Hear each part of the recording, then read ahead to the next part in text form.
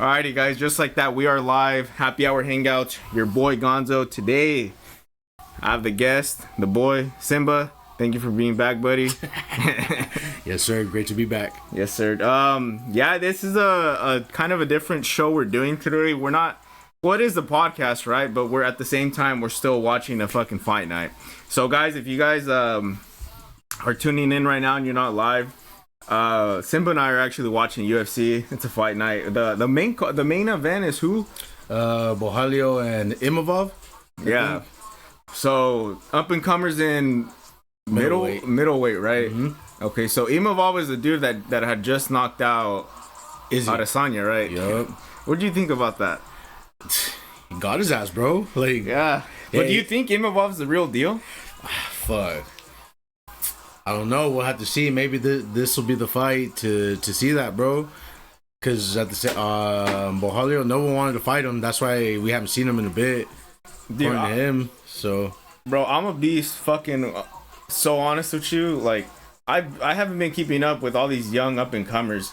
Whenever me and Ed would do rear naked takes, I was on my shit. Oh shit! This fool's getting rocked. Yeah, so the fight we're watching right now is, who are these fools? This isn't it, huh? Nah. I would have to hit refresh. Yeah, I probably hit the hit refresh. It's that one right there. This one, huh? Yeah, it still says pre-fight, so. Yeah, we're trying to do the fucking a watch along, baby. Yeah, the stats on the back so we can see and try to put that for you guys. No, bro, I think you could do this on. I think you are right. I think you're right. I think you can do this on the UFC.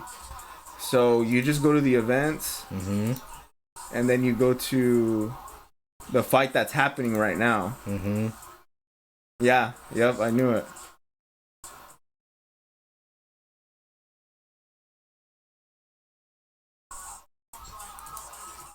Let me put this on.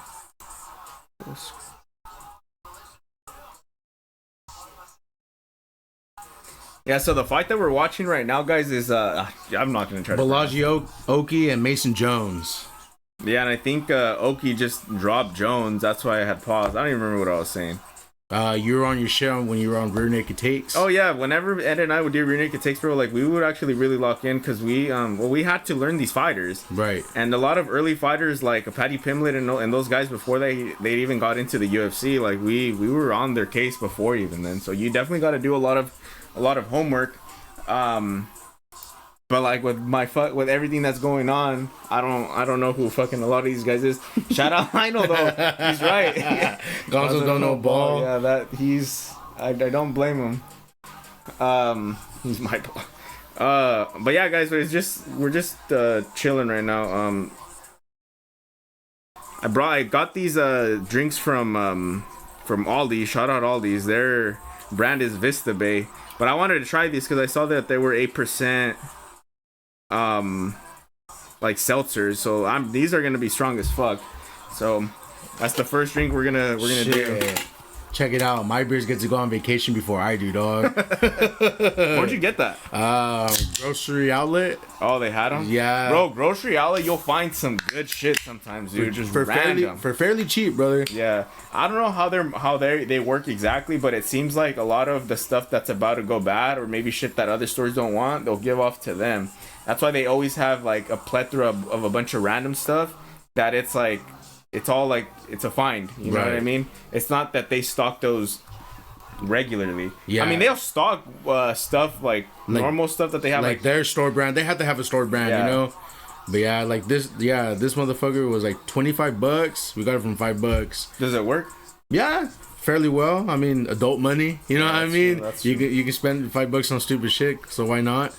That is true. Bustin' at 29 Sunday is tomorrow, gang. Take those jerseys off. Hey, don't worry about us, buddy. Chill, dog. Bro's hating outside the club. You can't even get in. That's a fucked up ass thing. Bust a nut. Oh no. These guys have been going at it this whole fucking bro. round, they dropped each other. Yeah, it's back and forth. I have a feeling though, like since the first round's ending, I think Oki probably gassed out. Jones is on top of him right now. It's a weird position. Who has his nuts in his face? Yeah. Talk to him, nut. I see the boy Simba at the gym. Well, not lately because I've been a fat piece of shit. But yeah, I be so this is Isidro. Yeah, that's right. Yeah, I be seeing him. So I knew that was you because I be blind, bro, and I don't want to be coming up to somebody that's not them.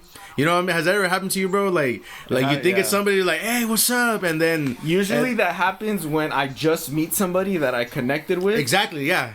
Or it'll happen with somebody that I haven't seen in such a long time, but it's been long enough where it's kind of awkward if I were to go and approach.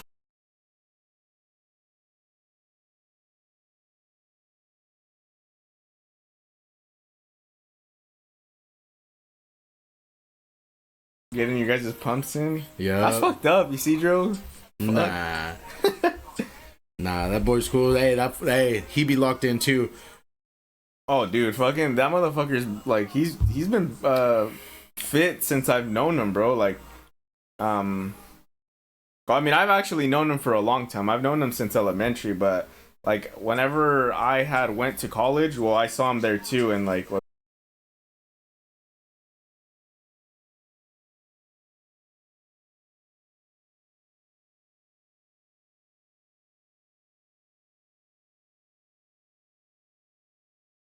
Because I still need to get a surgery later on for this hernia, which...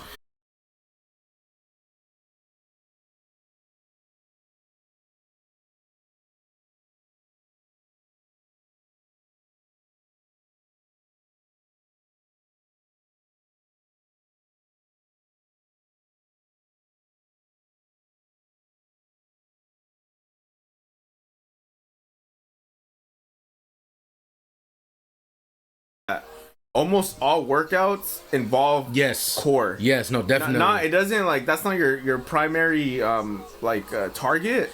But it hits it, yeah. But it hits it. Yeah, so I can't be lifting heavy because there's certain exercises where, say, if I were to lift heavy, that's when I'd have to engage the core to keep it straight, to do whatever. Yeah, but... backpedaling on what you were just saying with like the hernia and all that, that was actually a subject that I wanted to bring up in the last podcast, of which I didn't really get to touch.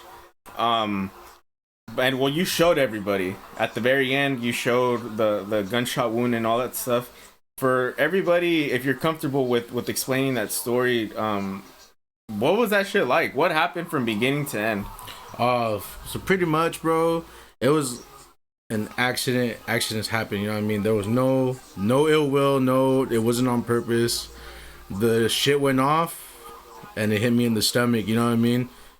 And the first thing... Hold up.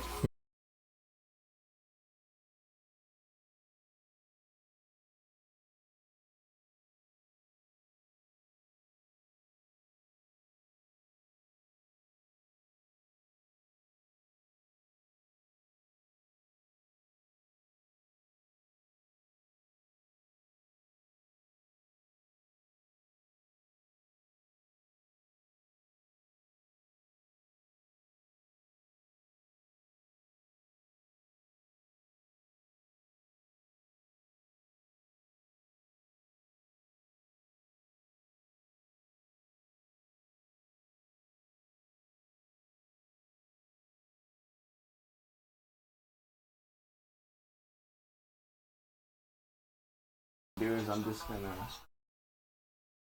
Oh no, there we go. Let us know. Let us know. Alright. Real quick, chat. Let me know if I'm good. I think I'm good. If you have people, let me know, Simba. Yup. I think,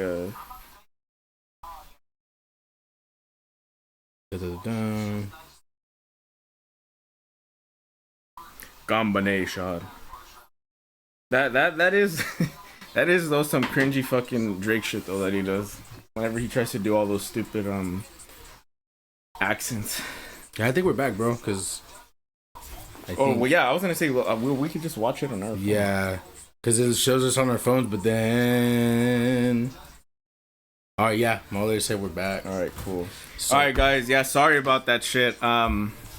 a lot of other shit on the side that I forgot to do. I was running on Wi-Fi this whole time when you should be running on a hard wire. So if you're out there trying to be a streamer, don't do Wi-Fi. You'll always get interruptions. There's a lot of shit that's in the air that you can't see with your eyes. Yeah, you guys always gotta go hardwire. But since we're starting off fresh, I don't know if this is gonna be the beginning of the pod or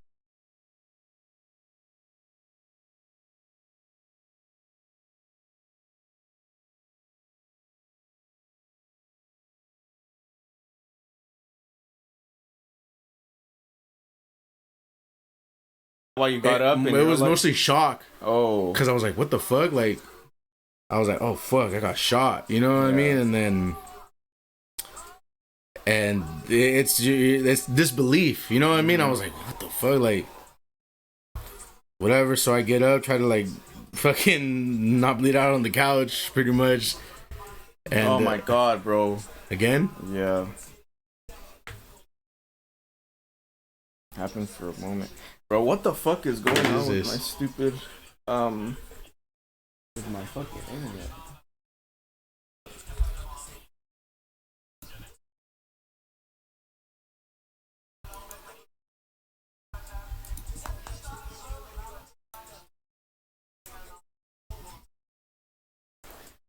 I'm actually gonna put this shit right here on the side.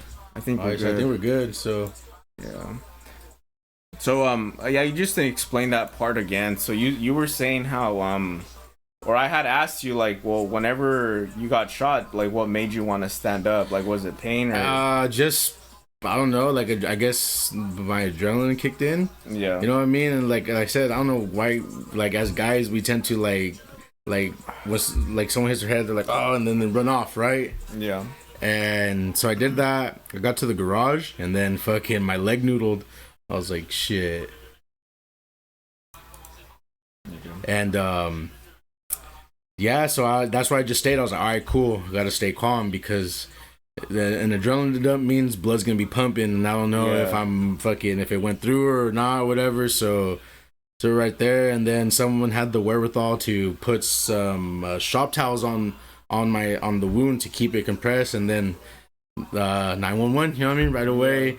And everyone kind of seemed like they're all, I mean, not seemed like they were panicked out, but yeah, I was like, fool, give me that fucking phone. So I'm the one that fucking was giving them the details. I was like, fucking 30-year-old Hispanic male, gunshot wound to the abdomen, this is the address, send EMS, and So you got shot like in the abs? Like what would you say? In the like right here, I guess on the opposite side, but right here more or less. And it went through like across my body. That's good. I mean, it didn't get lodged in. Well, it did get lodged in, like it didn't go through and through. Oh, okay. And honestly, I think that benefited me because if it goes through, blood's gonna go to the least path of resistance. You know what I mean? So I could have bled out. You know, it would have been like in video games when someone drops, you see the pool of blood. You know? Yeah. So I'm very fortunate that didn't happen. Right. So pretty much, we. Yeah, I was on the phone with the operator and I was telling him what's up, and then pretty much shortly after, you just hear the ambulance fucking roll up. They go in there, they assess, and they're like, all right, you gotta take this fool in the helicopter. And I was like, oh fuck. So they put me on the gurney, and then that's when the cops came, and I was like, hey bro, it was a fucking accident. I didn't do it to myself, but it was an accident. There was no malintent. Like there was like so that. You weren't gonna press charges? Yeah, no, none of that. I was like, I mean, and I had a couple beers. The other person didn't. So there was no foul play, no nothing, no whatever, just an accident. And I was telling them that because, you know what I mean, they got to do their jobs, but like it's like, bro, they're gonna do what they can to like put a case together. You know what I mean? But if it was on private property and shit like that happens, and you yourself you're like, nah, it's cool. Like I'm not gonna press charges. Nothing happened. Yeah. You know what I mean? Well, I don't know how that part of the law works. Yeah. I could probably tell you like they probably fucked up a little bit on their end.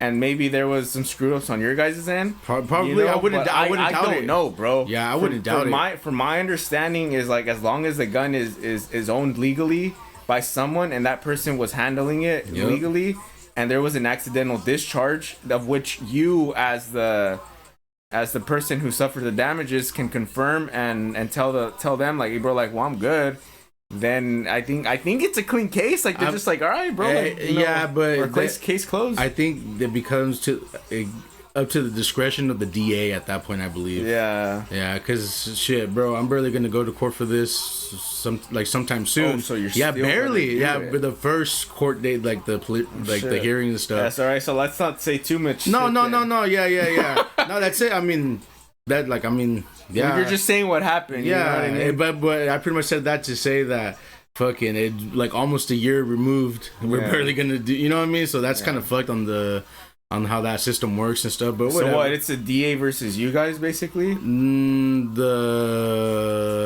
I'm not too sure, to be honest. You know what I mean? But the DA for sure. Yeah. So the DA is involved. So I think the DA is just gonna try to figure out what happened. And shit like that.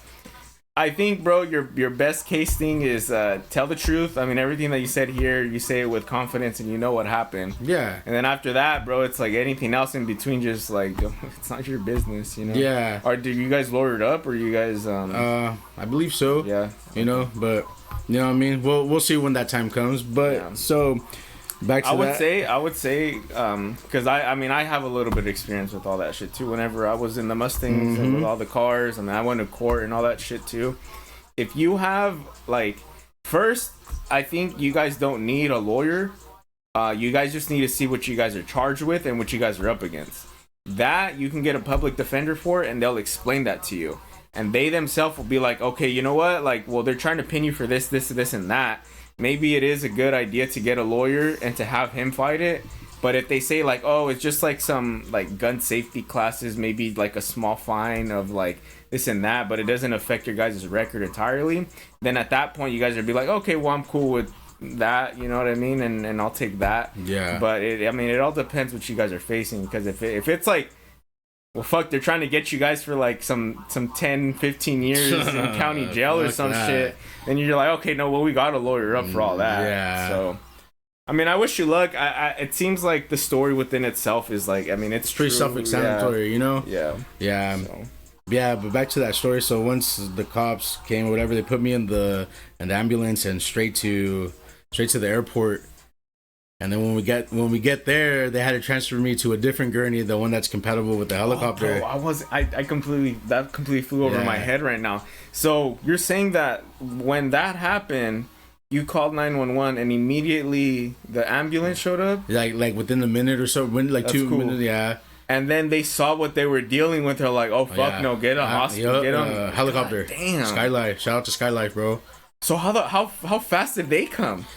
The helicopter was there ready when I pulled up. So pretty much, so the drive to where I was at, it was really close to the Shout airport. out to the dispatcher then, because they're like, oh, fucking send a helicopter out there too. Goddamn, okay. Yeah.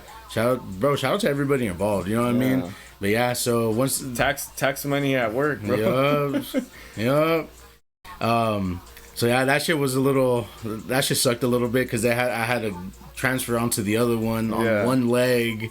And the other leg was just fucking like I couldn't feel it. I was like, what the fuck? Because I guess it turns out I hit my pelvis too, so I hit a bunch of nerves. Yeah.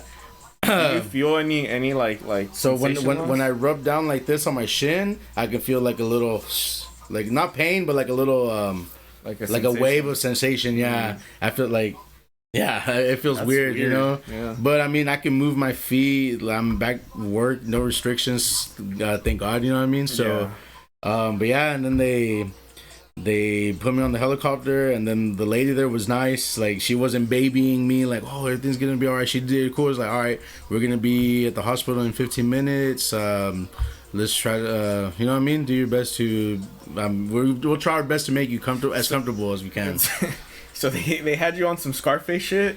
They were fucking helicoptering you and just laying down. Yeah, bro. Hey, my first helicopter ride, and I couldn't see the view, bro. I couldn't see the view, but bro. That sounds scary as fuck. Cause like what? They're still suspended like 5 or 10. Oh no, I was in the helicopter. I wasn't. I thought. Fuck no, I wasn't. No. You were getting suspended like 5 or 10 feet under that. No, hell no. I'd probably pass out from just spinning down, bro. That probably would have killed me, bro. Nah, man, I was in the helicopter. Yeah, they were like, all right, we'll make you as comfortable as we can. And sure enough, yeah, I get there. They offload me. They put me in we landed on the helipad and they put me in. And sure enough, I already knew what was coming, bro. They fucking, well, first off, they cut my fucking brand new black Levi's. I was pissed about that, but I was like, whatever. Right. And then so I was just in my boxers and whatever. And sure enough, I was like, I already knew what was coming. In a room full of doctors, interns, and stuff, I was like, whatever embarrassment you got, it's out the window at this point. Because they assess. So your whole inch, your fucking small balls. Yeah, fucking little Peter out there, fucking yeah, just fucking there for everyone to see. I had like a fucking handover trying to cover it, whatever. But and then they did their game plan, you know what I mean? And then I was like, here it comes. So they fucking put me on my side and stuck their fingers up my ass, bro. But that's to check for the internal bleeding. Yeah. To make sure that you're not bleeding. Yeah, but I was. Oh, because that's true, though. Yeah. Because if you're bleeding from your fucking asshole, then that means that one of your intestines or some shit got pierced, and then there's blood going through there, too. God damn, bro. Yeah, bro. Yeah. But like I said, like whatever, but once embarrassment, it's out the door. It has to go out the door. Yeah, because, bro, they're there to save your life. Yeah. And it was a trip, bro. It was a fucking trip because once they did the game plan, I was just there. I was like, do not fall asleep or else you'll die. In my head, you know what I mean? That wasn't going to be the case, but I was like, you know how you ever heard like, oh, don't let someone fall asleep after a concussion or whatever? Yeah. Whether that's true or false, I don't know, but that stigma. Yeah. So that's what I was thinking about. How to stay up as long as you can. Stay up as long as you can. So I was up throughout the whole like procedure. Yeah, not during the procedure, but like in my head, I was up the whole time because I remember they had me in the CT room, like where they scan you. I was just waiting. And then like it's just like in the blink of an eye, bro. I was like, I remember feeling like anxious, like fuck, when are they gonna start? When are they gonna start? So I just happened to ask. I was like, hey, when are they gonna start the surgery? And then the guy's like, oh, you're done already. I was like, what the fuck? Like, I swear to God, like it felt very continuous. It felt like literally but like you said the bullet was still in you. It was lodged in, yeah. And then they found it and they pulled it out. No, they left it in there. Oh, because eventually the body pushes it out. Yeah, right? But I went to go get it removed eventually. But yeah, so when the guy tells me, "Oh, you're done already," I was like, "What the fuck?" Because one thing I did do, like, I looked over at the clock and it was like 5 o'clock, right? And then when he had told me that, I was like, "What the fuck?" And I look at the clock, it was like 9 something. I was like, "Oh shit." Cool, you know what I mean? I was like, cool, like I'm still here. Hey, and the first thing, guess what? The first thing I asked after he told me that I was done. What'd you ask? Did the Niners win? Because the Niners played the Cowboys that game, bro, that night. Yeah. Damn, dude. That's like kind of even for the doctor himself, bro. Like that's kind of a humbling feeling. Even I mean, in general, because it's like, well, you just went through what you went through. And he did what he did for you. I'm over here worrying about the Niners. Worrying about the Niners and the Cowboys. I'm like, fuck, bro. Like, I don't know, man. Life is great, bro. Yeah, definitely. Hell yeah. I mean, I was already very appreciative of life because I learned how to be before then. It just on steroids now. Yeah, for sure. It. Yeah, and then. Was there ever a moment where you said, like, fuck, bro, like, I might die? So, check it out. While we were waiting for the ambulance and stuff, I was doing my best to keep calm, you know what I mean? I feel like I was the calmest one there, to be honest. Yeah. Because everyone was tripping out. We were fucking... There was a doña fucking crying, Spanish crying, you know what I mean? Oh, like, you're talking about at the house. Where it happened, there was the doña fucking just Spanish crying, you know what I mean? Yeah. So it was on extra. Ay, Dios mío. Yeah, and I was like... I just faded everything out. But... Yeah. There was a point where, like, I felt like my breath was getting a little short. And I was like, oh, no. Like this might be it.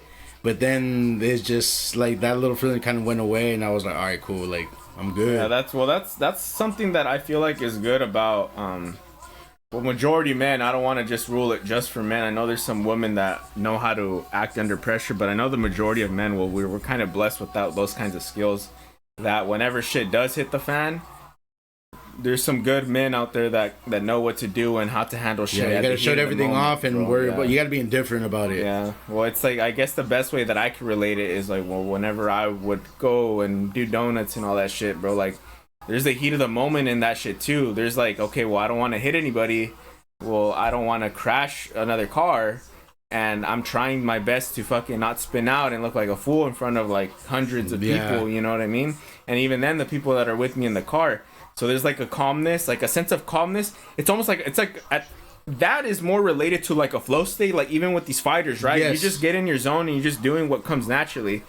But whenever something unexpected happens, like what happened to you, that's a good thing to have in your pocket of like, oh, fuck, like, I know what I'm doing and shit like that, you know, like, I don't know, bro. It's I mean, at the end of it, I'm glad that you're here. I'm glad nothing, you know, crazy's happened. I mean, yeah, bro. Like, hopefully your surgery's gonna go good and all that stuff too. So we got plenty of more podcasts and a lot of shit to talk about. So. Oh yeah, fuck yeah, bro. So it's like, and I feel like before that, did a good job on learning how just to be calm in frustrating situations. Like, like if shit happens, you'd be like, oh well, this happened. Now what?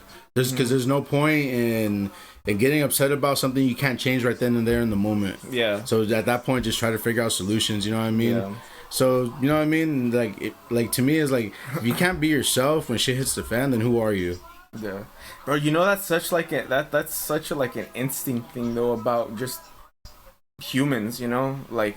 I don't know how to explain it, but I can almost assume that whenever that shit happen, like, you like zone everything out. Like, there's like this state where you're just like, oh fuck. Like, have you ever watched Private Ryan? Like Saving Private Ryan? Yes. So you know the part where I think Tom Hanks is like about to die and like he sees all of his guys getting shot and like he sees everybody running around and then he goes and he picks up the gun and he's just shooting at the tank. Mm-hmm. But like the way that they make it seem like is like he's just in his own head, just all spaced out. Like tunnel vision kind of. Yeah. Would you say like that's almost kind of what happened to you whenever you were going through that? Yes, minus the tunnel vision. You know, tunnel vision can fuck you up because you just focus on one certain thing. I was like, yes, it's like, I'm very aware, like super aware, but I gotta take away the tunnel vision, like instead of like focusing on one thing, because there's a lot going on and you can't just focus on one thing, you know what I mean? So I just took I was like, all right, this is going on, it serves no one any good if I the victim were to start getting all crazy, because then that's just gonna make them go crazy, you know? So I was like, hey, like, I'm good, bro, like I'm chilling. I forgot to change it to the next foot. Yeah, so but yeah, and then yeah, like I said, so all that. So that, you know, that stuff, like the way that you felt after that, it's like a defense mechanism.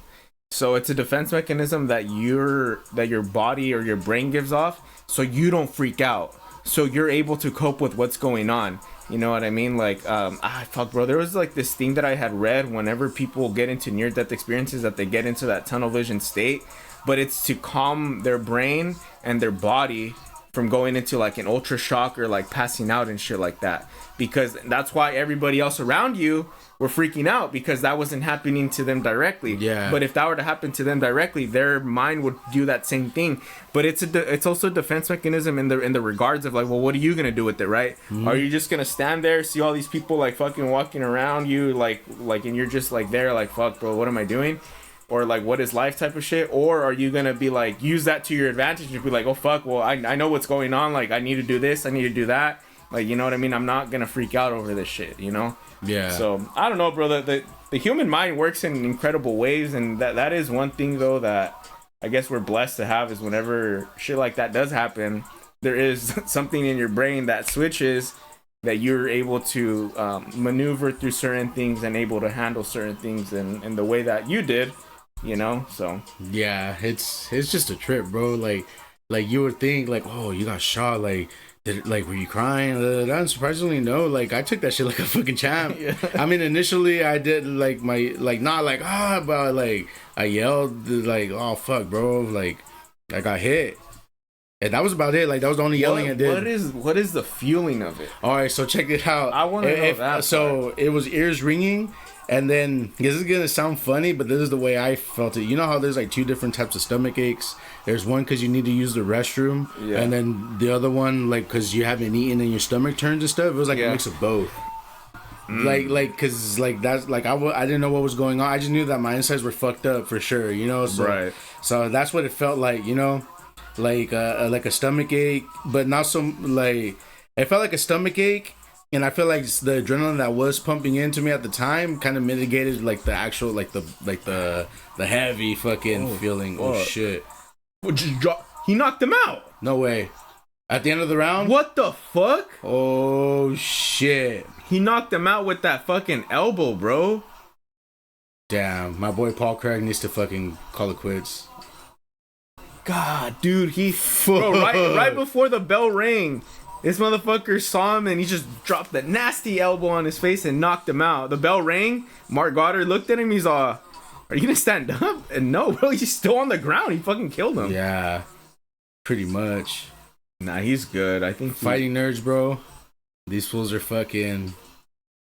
Aside from that one loss against Ian Gary for Colors Protest, they've all been on the tear, bro. I was about to say, I was like, those fools at the fighting nerds, like I heard that they actually study. Yeah, they do. They actually study. They have personalities, obviously, because that's them. But I feel like they love what they do, so they be studying. They be watching. You know, I got the fighting nerds confused with the guys with Charles Oliveira and all those fools that go blind. Oh, shoot the box. Yeah, shoot kickboxing. Yeah, but I got them confused. I thought those guys were the same camp. Because you know how those fools would wear fucking glasses too and shit? Mm-hmm. You know, that's what I thought. But damn, bro. Well, apparently... Look right here, watch. I wish they could put up the timer. They're at 25, 24. And then right there. Oh, right here, bro. Yeah, hit him right here. Right on the fucking button. And that's what, like, kind of knocked him... Do you think he sold that knockout? No, fucking Paul Craig likes to fight off his back to his own. And it works because he was moving a lot right there, and then he just stopped. Yeah, nah, bro. Hey, I fuck with this fool in this jiu-jitsu game, but that's all he relies on, bro. Fighting off his back. Yeah. Nah, dude. I was gonna say like getting hit in the temple is a completely different thing. That's your button, bro. Yeah, and I hear that there's like even delayed effects with there. Who was the guy? Johnny Walker. No, that fool got hit straight on, didn't he? Or no, there was a particular fight. I don't remember who it was where somebody got hit and there was like a delayed knockout. Like he got hit hard, and then like he was still in front of him, and then he started. Yeah, then he started like no, he didn't chicken dance. He started like fading back, and then he fell on his back. I think that was Johnny Walker. No, I remember his chicken dance because he got hit and then he went over and then he went. It's like he went down. It's like video games, like when someone's down and then they just stand up. Yeah, no, that wasn't that one. Mm-hmm. There was a fight. This was like maybe in 2021 or 2022. I don't remember the actual fight. Maybe if there's anybody in the chat, they could probably look it up. Maybe it'll appear like spot. There was a moment or a fight where the dude cracked the guy and he cracked him good and he acknowledged it. But then like 1 or 2 seconds passed by, and then the guy he started walking back, and then he fell on his ass. I want to say I remember that, and people were trying to say that this fool was selling. I'm gonna delayed UFC knockouts. Let me try to look it up. Wait, is that Mauricio Rufy? No, fuck. It's bro, I'm over here fucking thinking it's Rufy, bro. I'm fucking dumb. I don't know ball for shit. Casuals, bro. We're casuals, bro. Now. I'm a fucking dumbass. Whoops. But that fool fights today too, doesn't he? I could probably already pull this up. Yeah, he's next. Oh yeah, my bad. Oh, bro. These 2 fucking fights right here, man. Fuck yeah, those are gonna be good fights. Yeah, these are gonna be solid. Yeah, I bet you fucking whoever like lying on all them if they're still watching, like, what the fuck are these fools talking about? I just barely saw it. EDC Nano. Shout out to that guy.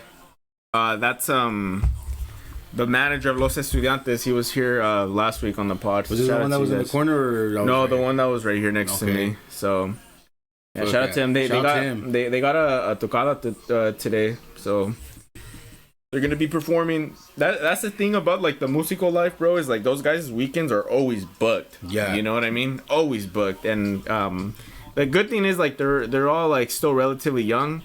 So it's like I feel like if all of my weekends were booked, and if they told me like, "Oh, fucking a UFC," I'm like, "God damn it, bro!" Like, you know. But I mean, they're doing it for money, and then the other thing is they're doing what they love. Yeah, hell yeah. That's different. That's the biggest thing because they don't. Yeah, they're gonna go work. They're gonna go. You know, but they're gonna be money in the party. Like, yeah, they're gonna be in the party. Yeah. I'm sure the people are gonna give them. Oh, damn, Paul Craig just retired. Yeah, that's Finally. The best for him. Yeah. Go, do UFC BJJ, bro. He's great. His fucking ground game's great. Yeah. Go there, bro. Yeah.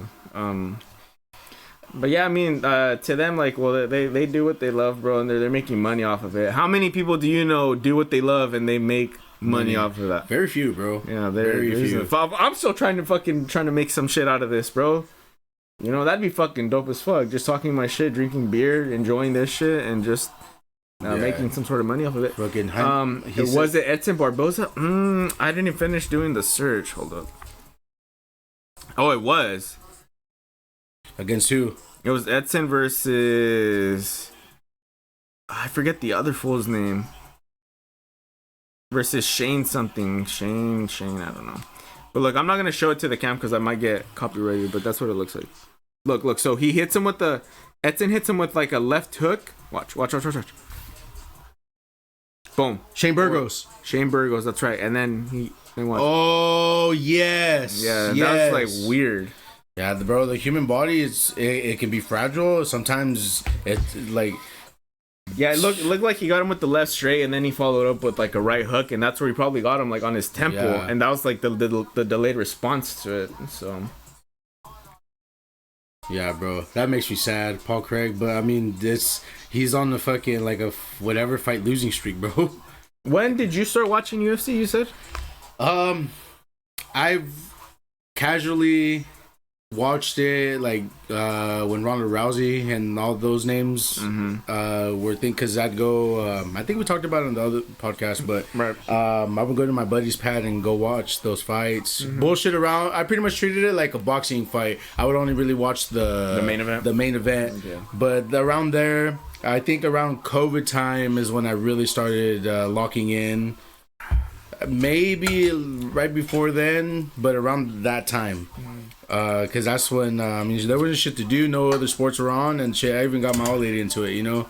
Yeah. So, but then how do you know Paul Craig then? Because through them? I think just doing my own research, you know what I mean. Okay. So like I nerded out a little bit because like the thing with me, bro, like when I find something that I like, I try to just dive into it, you know. Yeah. That because I want to learn everything I possibly can to know about what the fuck is going on. Right. Tony Ferguson finally want to fight. Who's he gonna fight? A 12-year-old? Bro, and then like even then the stoppage was debatable, man. I saw that. Yeah, because bro, Salt Poppy, like that guy's story is fucking nuts to me. Bro, that fool had a big old transformation. Have you seen what he was all chunky and then just he fucking went from running TikToks because he was like one of the first ones that like did like the running shit. Yeah, well I think he was the first one to. He was the one that did it, and then he would do the Salt because there was Salt Bay, remember, and then fucking Salt Poppy was the one like then fries or whatever that shit, and I'm like, what the fuck is this fool doing? But turns out thanks, bro. Hey, these were actually pretty good. Yeah. My final testimony on these drinks right here, they are 8%, and I'm like, god damn, like you could feel it. What I liked about these that I don't like about the Bud Light Platinum seltzers, and what I don't like about the White Claw versions of these, is that on those you can really taste the alcohol. It sting, like it has that sting to it. This one doesn't like sting or like gives you that weird burp that you taste it. It gives you like a small little burn in your throat after you pass it. But I think these are fucking crazy. Yeah, these are pretty good, bro. Yeah, this shit will tear anybody's shit apart. Yeah, 8%. For these are like more than the usual IPAs I'd be drinking. Yeah. Busch Light, homie. Bro, White man beer. White man beer. I went on a rant yesterday whenever I was doing my streaming about like because I was drinking White Claws. I have a fridge full of White Claws right now, and for me, bro, like a lot of old school dudes, I feel like they all talk shit about White Claws because they think it's a girl drink. But White Claws are stronger than a lot of light beers out there. 4.7 or 4 point whatever are like the standard of like Mexican beer lagers and stuff. 4.2s, 4.5s, and shit like that. That's what you'll see. I think Bud Light's a 4.2.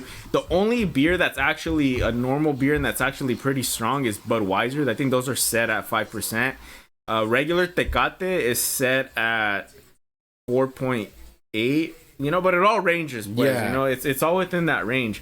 But White Claw and all these seltzers, bro, they're fucking stuck at 5. 5 and up. Yeah, 5 and up, dude. And it's like, yeah, all these fucking guys like can say whatever they want about these like girl drinks because they don't have flavor. They just have a little bit of like it's pretty much flavor. Mineral water with alcohol. Yeah. And then a dash of flavor. Yeah, that's it. And bro, like this shit will tear your shit up. I mean, like I said, an 8% version of this, bro, you don't like that's absurd. Yeah. For it to taste like that is crazy to me. And then the thing is, because it's not like I said, I drink a lot of IPAs and stuff, so those things are up there in percentage. Yeah. But they're so full of like yeast and all the hops and stuff, it gets you hella bloated and stuff. With these, you can drink, and the thing is, they're very like light in the sense of what's in them. Yeah. You know what I mean? Obviously it's 8%, but it's like you don't feel as bloated or whatever, so more go down. Yeah. Right before you know it. Bro, I have a funny story about actually like a seltzer, Natural Light. Yeah, Natural Light had Natural Light? Yeah, they had like a cranberry or whatever, like seltzer, and that shit was 6%. And I remember one time we got an inflatable water slide at my old lady's dad's house. Yeah. And bro, I got tore up. I got so tore up that I had to go into my old lady's room, and I guess I stripped it. And I would take the. You're talking about tore up in regards to like you're fucked up. I was fucked up, bro. I was fucked because those things were going down like water, and it was hot. Yeah. I was in the fucking little. I was going down the slide, so all that factored in. And like I had took I took my gun just to protect, you know what I mean? Because where he lives, it's like you can get some characters there, you know what I mean? So just I had it away, you know what I mean? But I guess I went upstairs to my old lady's room and I stripped down and I just laid on her bed and I guess I had my gun right there, bro. And my old lady said she's like, you're lucky I'm the one that went into the room because someone would have just so random. Bro, I was just like this all fucking and the thing right here all fucking. She's like, yeah, I had to carefully get it and move it away so you wouldn't wake up all crazy. I was like, bro, you should have taken the picture. I know, that's what I was saying. I was like, fuck. I was like, where's the picture? It's like that shit. Like I said, I don't mind making a fool out of myself, like within the thing. Yeah. Obviously, that would have been our keepsake. You know what I mean? I probably would have showed like my close ass homies, you know.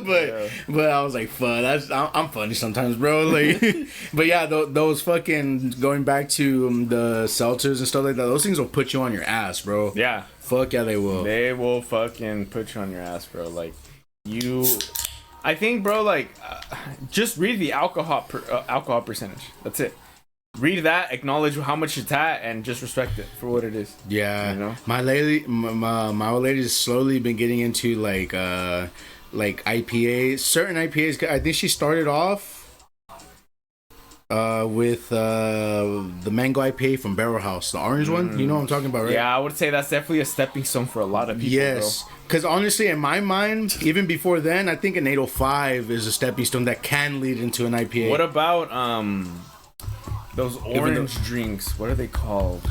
Orange drinks. They're like a citrusy Cali Squeeze. Cali Squeeze. Yeah. Those are cool too, but those aren't IPAs. Those are Hefeweizen. But what I'm saying, like, those, those are like a stepping stone. Yeah, because it's different. Well, at least for us, because we're Mexican and we're used to like all the Bud Light, Budweiser, Tecate, all those Mexican lagers and stuff, you know? Yeah.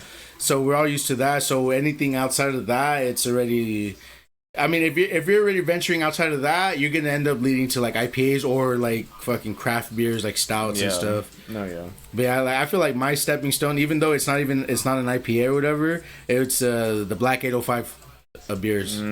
I feel like because those taste different. And it's an acquired taste. Those almost have like the hazy, like a little bit. But the thing is, they're blonde ales. They're not, quote me on that, but they're not IPAs or anything at all. But I feel like that's still a stepping stone that can lead to that. Bro, I didn't know you were hella into beers like this. I remember there Look was at me, bro.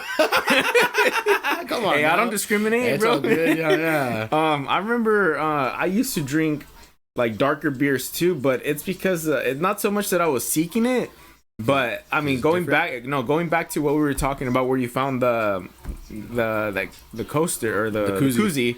You got it from Grocery outlet. I used to shop at grocery outlet whenever I was in college because good deals, and even whenever out of college, I would still shop there. Why spend more money when you can spend less? Yeah. But then like when all these came around, I'm like, oh fuck, like well they're even cheaper than that, so I went to Aldi's. Sidebar: shout out to fucking Aldi's. That place is fucking great, and I don't give a fuck what you got to say. Oh, their food's expires. I know they're just different products. They still got to go through a fucking like to pass because they can't like sell like shit that's gonna expire and stuff. And everyone's all like, oh, the expiration day is like, bro, yeah, maybe on some of the fucking products, but nah, bro, they gotta go through their own quality control and stuff. Yeah. But sidebar. Yeah. So well, I'll even add on to that. So Aldi's versus, I think like for me, because I shopped at both, my comparison is with Aldi's and Grocery outlet. With grocery outlet, like I noted earlier, like they'll have brand names, but like they have shelf lives of 1 week.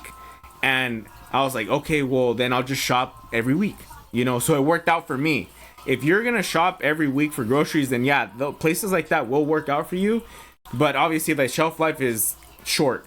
With all these, what makes them popular is that everything for them is in-house. So if you ever remember fucking growing up, you eat shit like fucking Cocoa Ruffs or like fucking it's not or like Tutti Frutti. You're not eating Cocoa Pebbles. You're eating Cocoa, not even Cocoa Puffs, because Cocoa Puffs are a thing. You're eating Cocoa Crisps. Yes.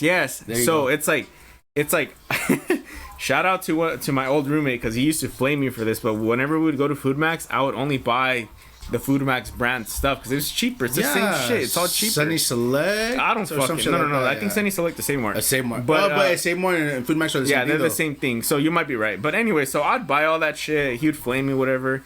But at the same time, it's like, bro, it's cheaper. Like, who fucking cares? So what Aldi specializes in is everything that they make in-house. It's in-house. It's in-house, or they have like a sister brand that's in their umbrella. Yeah, I believe that there's two different Aldis. So you see how these alcohol or these drinks are called Vista Bay?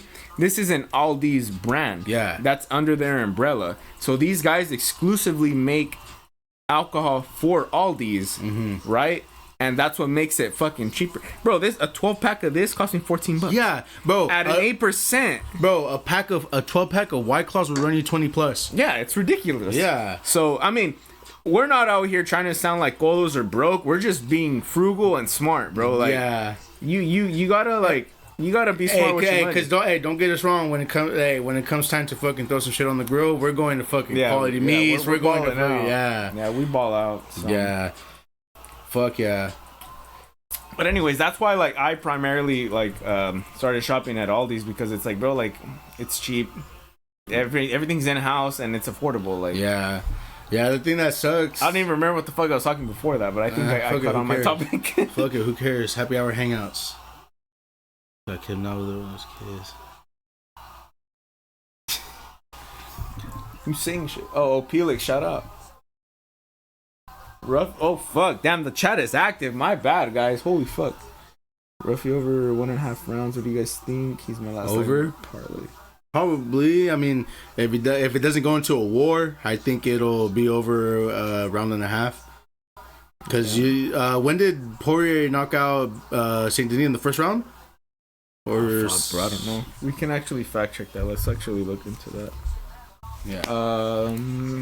Poirier. Pull it up, Jamie. Bro, I'm Jamie and Joe Rogan. Yo, that's right. Poirier versus Saint Denis. That was in the second round 2, 232. So halfway through the second. Yeah. Bro, I just remember what I was gonna tell you. So the whole reason we brought up like Aldi's and that other place is that. So like I'm saying, I used to shop. I used to. Oh, shout out Izzy. Fuck my yeah, boy. Yeah, cheers to that guy. Fuck yeah. Haven't seen Great him in a fucking minute. guy. Yeah, I hope you and yours are well, my boy. Yes, sir. But so what I was saying earlier is like whenever I used to shop at a grocery outlet, well, every time I go shopping, I'll like buy a 12, not every week, but maybe every other week, just to restock and just have them beers on deck. Just have them throughout the week and stuff. Yeah. But what I liked about grocery outlet, bro, is like, yeah, you can talk shit on their food selection. Goes bad in a week. They don't have much, whatever. But their beer selection, are you fucking shitting me, bro? Hey, dude. Hey, bro. Oh my god, when I went there, like when we got these, we were like, all right, what kind of beer are we getting? And we felt like little kids in the candy store, like we're like, what the fuck? Grocery outlet has this crazy type of beer selection? Yeah, bro. IPAs, pale ales, blondes, all this other. I don't fucking know about all this shit, bro. But it's more than just what you get at a fucking Walmart or at a Save Mart. Plus the staples. You have all your regular, what we would consider regular beers. Yeah, they have your Modelo's, your Bud Lights, your Budweisers. They have all that shit. Yeah, fuck yeah. And then all this extra shit, bro. I like going. You know what, bro? I guess that's like the little alcoholic in me, I guess. When I go to a store and I see that they have a great beer selection, I tend to go back even though I'm not a big fan of what they got going on. Yeah. Exactly. I have caught myself a few times going back to grocery outlet just to see what kind of beers I could try. Because if you're a beer lover and you just want to try beers, you'll go there.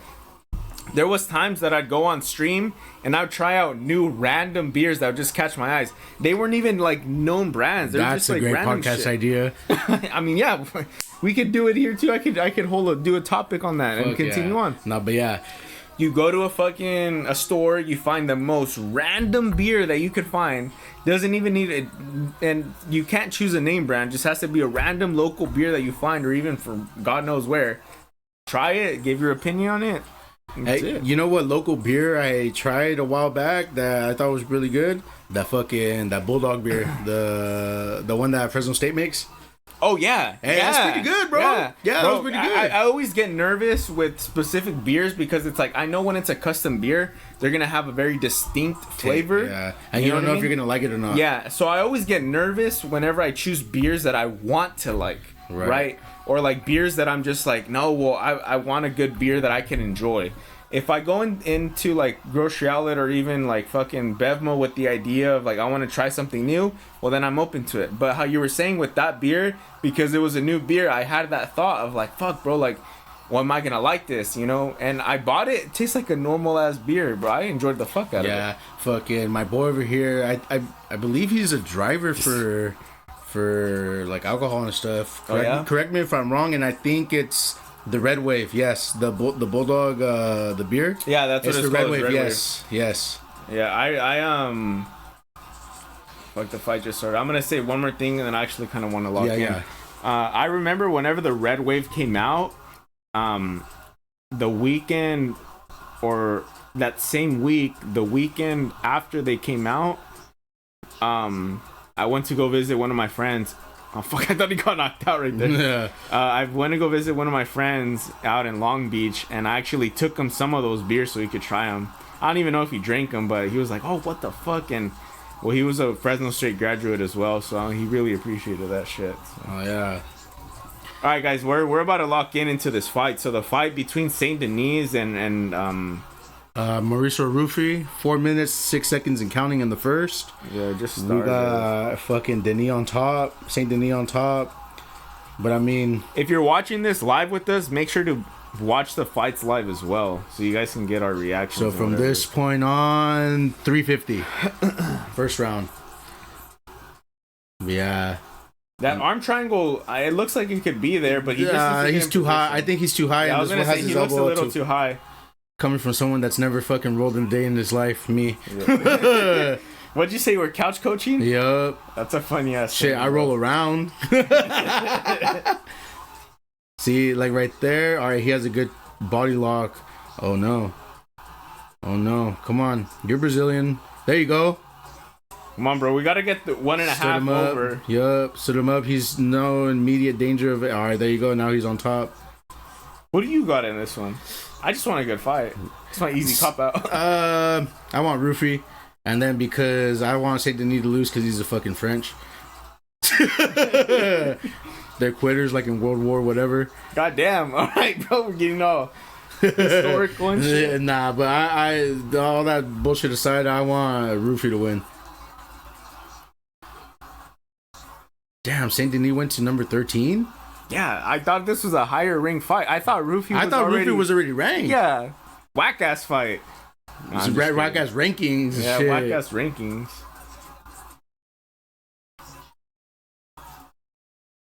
Yeah, just laying on top. See, all right, see, bro.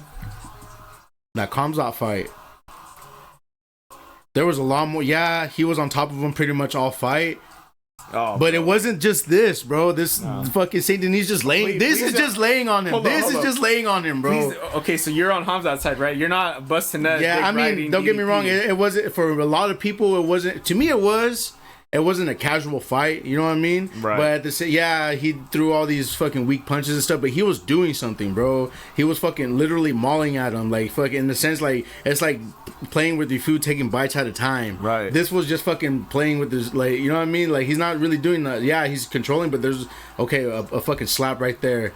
No punches. Comes out would at least be boom, boom, boom, boom. I have a whole ass take for that fight, bro. Like, and I've kind of already told you guys on the chat. This is MMA, dude. Yeah, exactly. It's fucking MMA. Like, why are you gonna be mad at Hamza for doing what he does best in a championship fight that's working? Why are you gonna be mad at that?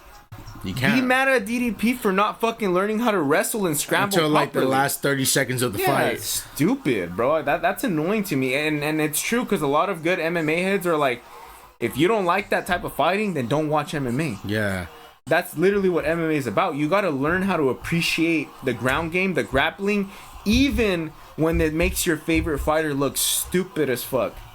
Yeah, and that's one thing, bro. Like fucking you gotta know what it is, you know what I mean? You gotta, the same way you root for somebody, you gotta critique them too, you know what I mean? Oh yeah, I get you. Oh, this fool got kneed in the nuts. Oh shit, Herb Dean, we're gonna have a delayed fucking stoppage.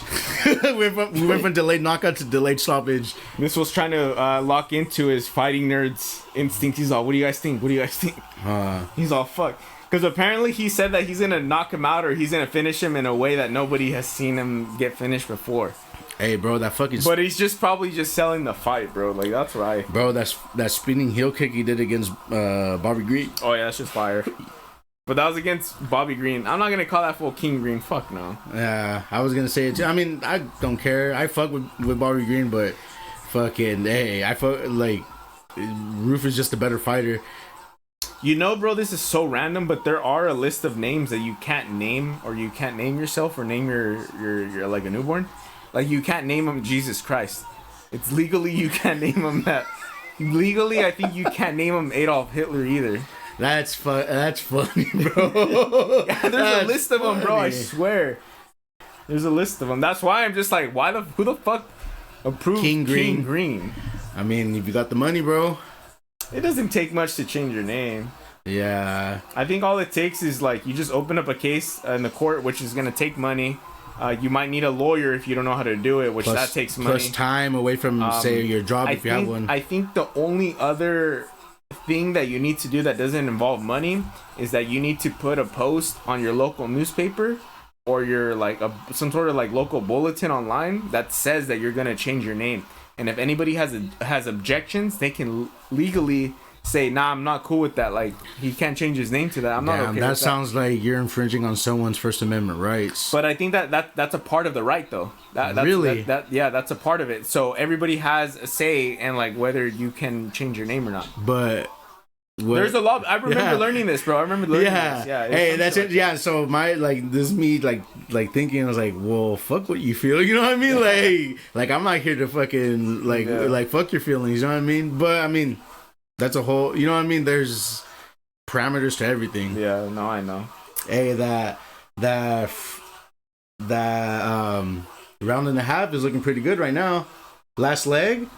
Yeah, that is looking really good. You need to hit fucking 229 and you're good.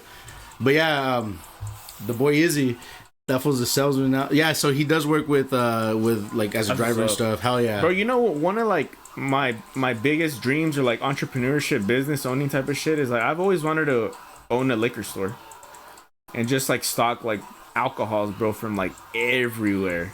Like, you know, where like, cause I mean back at the Ville, right? There's like there's like, I mean, the one over there by the car wash, right, on Olive. Yeah, then like in Visalia you got Rosie's and then shit you got like Bevmo that. Too. Yeah, and then you got Bevmo and all these other stores that are like hubs for alcohol. I think I would really like to open up a liquor store and just get a bunch of different type of fucking alcohols. And then you got the liquor store feel to it. You don't got the big warehouse, like the big store feel. Yeah, it's my shit, bro. Like we'll be fucking slapping just jams all day, you know, just be chilling, bro. It's like a vibe type of thing. It's not like, well, like, how can I help you, sir? Are you looking? I mean, yeah, we'll know our shit. I would want my people to know their shit. But it's more laid back. Oh, what's up? What you looking for? Yeah, you know? Yeah, for sure. Even have like a couple food trucks outside, like just fucking chill, bro. Like nothing crazy. Yeah. That's just my idea, you know what I mean? Yeah. I would really like to go into that kind of business endeavor. Yeah, that shit would be cool as fuck.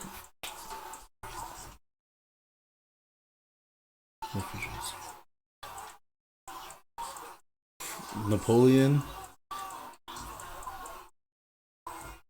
What happened to French? Bro, we're talking about the newer French, the French that quit during one of the You can argue with Opelix about that. Yeah, I know, bro. I'm just talking shit. You can argue with Opelix about that. I'm not gonna get into all that. And then for the Adolf, just call your kid Adolfo. Rodolfo? Adolfo.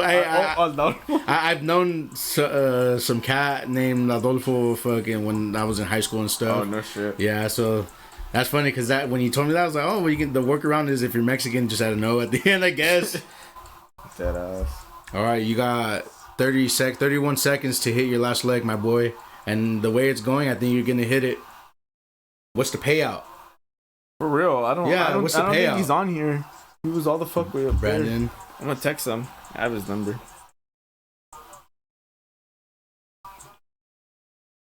Damn it, wrong Brandon. Oh no. Oh, okay. I mean, oh yes. Oh wait, who's on top? It doesn't matter. I think he's just doing over under. Yeah, no, but I'm talking about like for the fight. Who's Saint Denis? Huh? Saint Denis. Oh yeah, he got it. He got his thing, but oh no, it's over. Yeah. No, it's towards the neck. He's gonna escape. Is he getting tighter? It's on his neck. Now towards the mouth. He's gonna get out. I bet that's not comfortable regardless, but fuck no. But he'll be alive for the fight. No! Oh, damn! He did tap. Damn, so that's 2 losses for the fighting nerds as of late. Those guys are all talk. All of a sudden. Who the fuck is that? Don't cry, bro. Just smoke your cigarette and be on with it. For real. Get out of here. You guys can't even own guns. Why are you making the fucking gun sign? Oh. Communist, bro. Nah, they're not that dumb.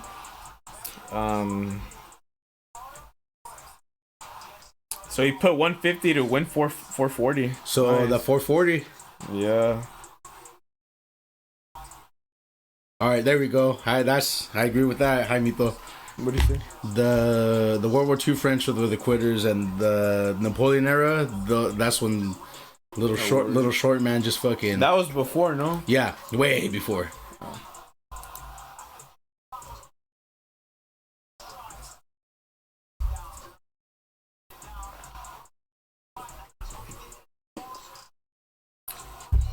Damn. I wonder if this fool would have gone flat. Like, if he could have, like, kicked his knees out, if it would have opened up the airway a little bit. Yeah. Because you know how when you're like this, you can't, like, your breathing's restricted? Mm-hmm.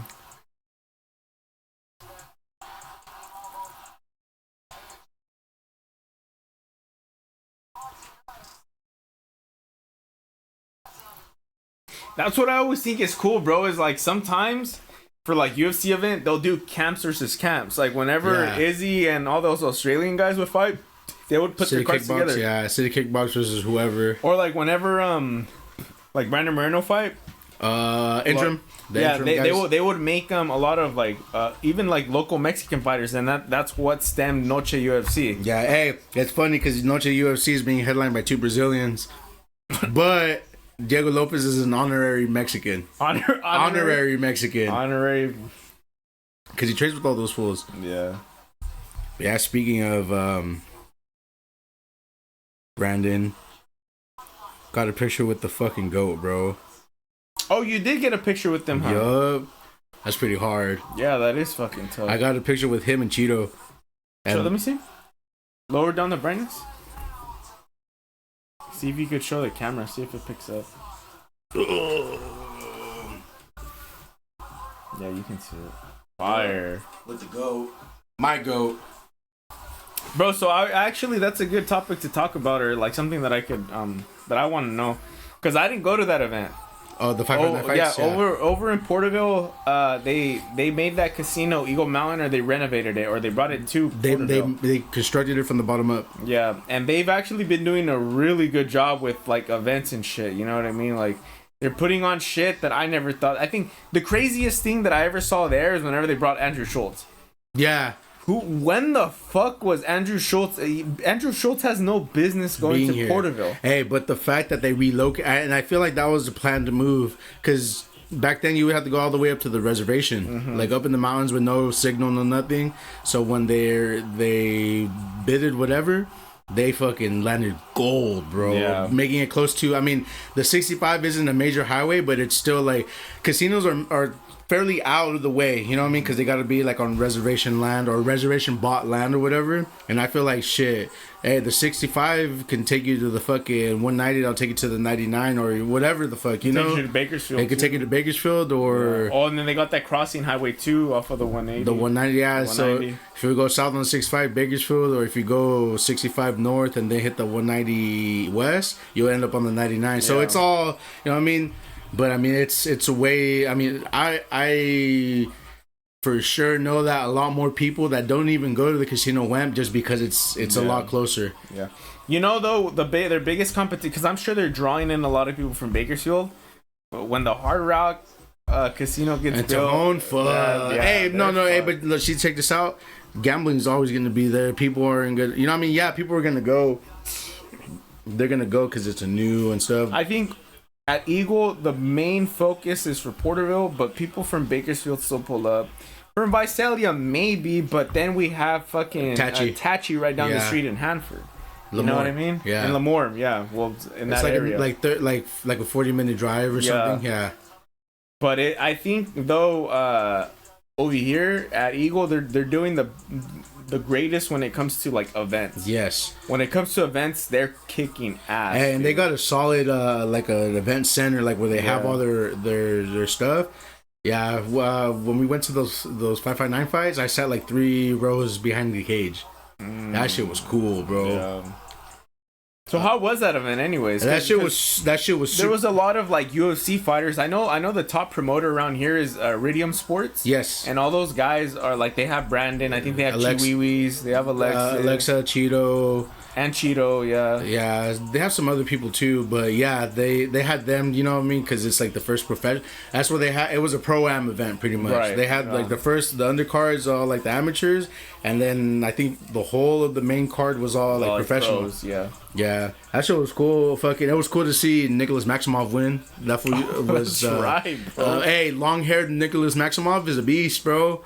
He had long hair? Yeah, like not long hair, but like the comb over and stuff, you know? I remember whenever he was fighting in the UFC before he got dropped, I remember watching him, and I'm like, bro, he's not bad. He's a good wrestler. He's really good on the ground. I mean, well, obviously they let him go, and now he's at 559. But that motherfucker, bro, like, he has such a viral moment with Nick Diaz. Hey, my homie will fight him, and he's just all... He's all like... Yeah, like I'm pretty sure he didn't give a fuck, but just the way he looked in camera, he's like what? Like, what do you mean? That shit's funny. Yeah, I remember that. But yeah, like the fools in the Nick Diaz, like that were around Nick Diaz. You know what I mean? You tend to follow the people. Like when you like somebody, you tend to follow the people that are around them and stuff. Especially they have very similar personalities. Yeah, because I guess that fool's from Chico, but that fool is fucking has that Stockton lingo. Right.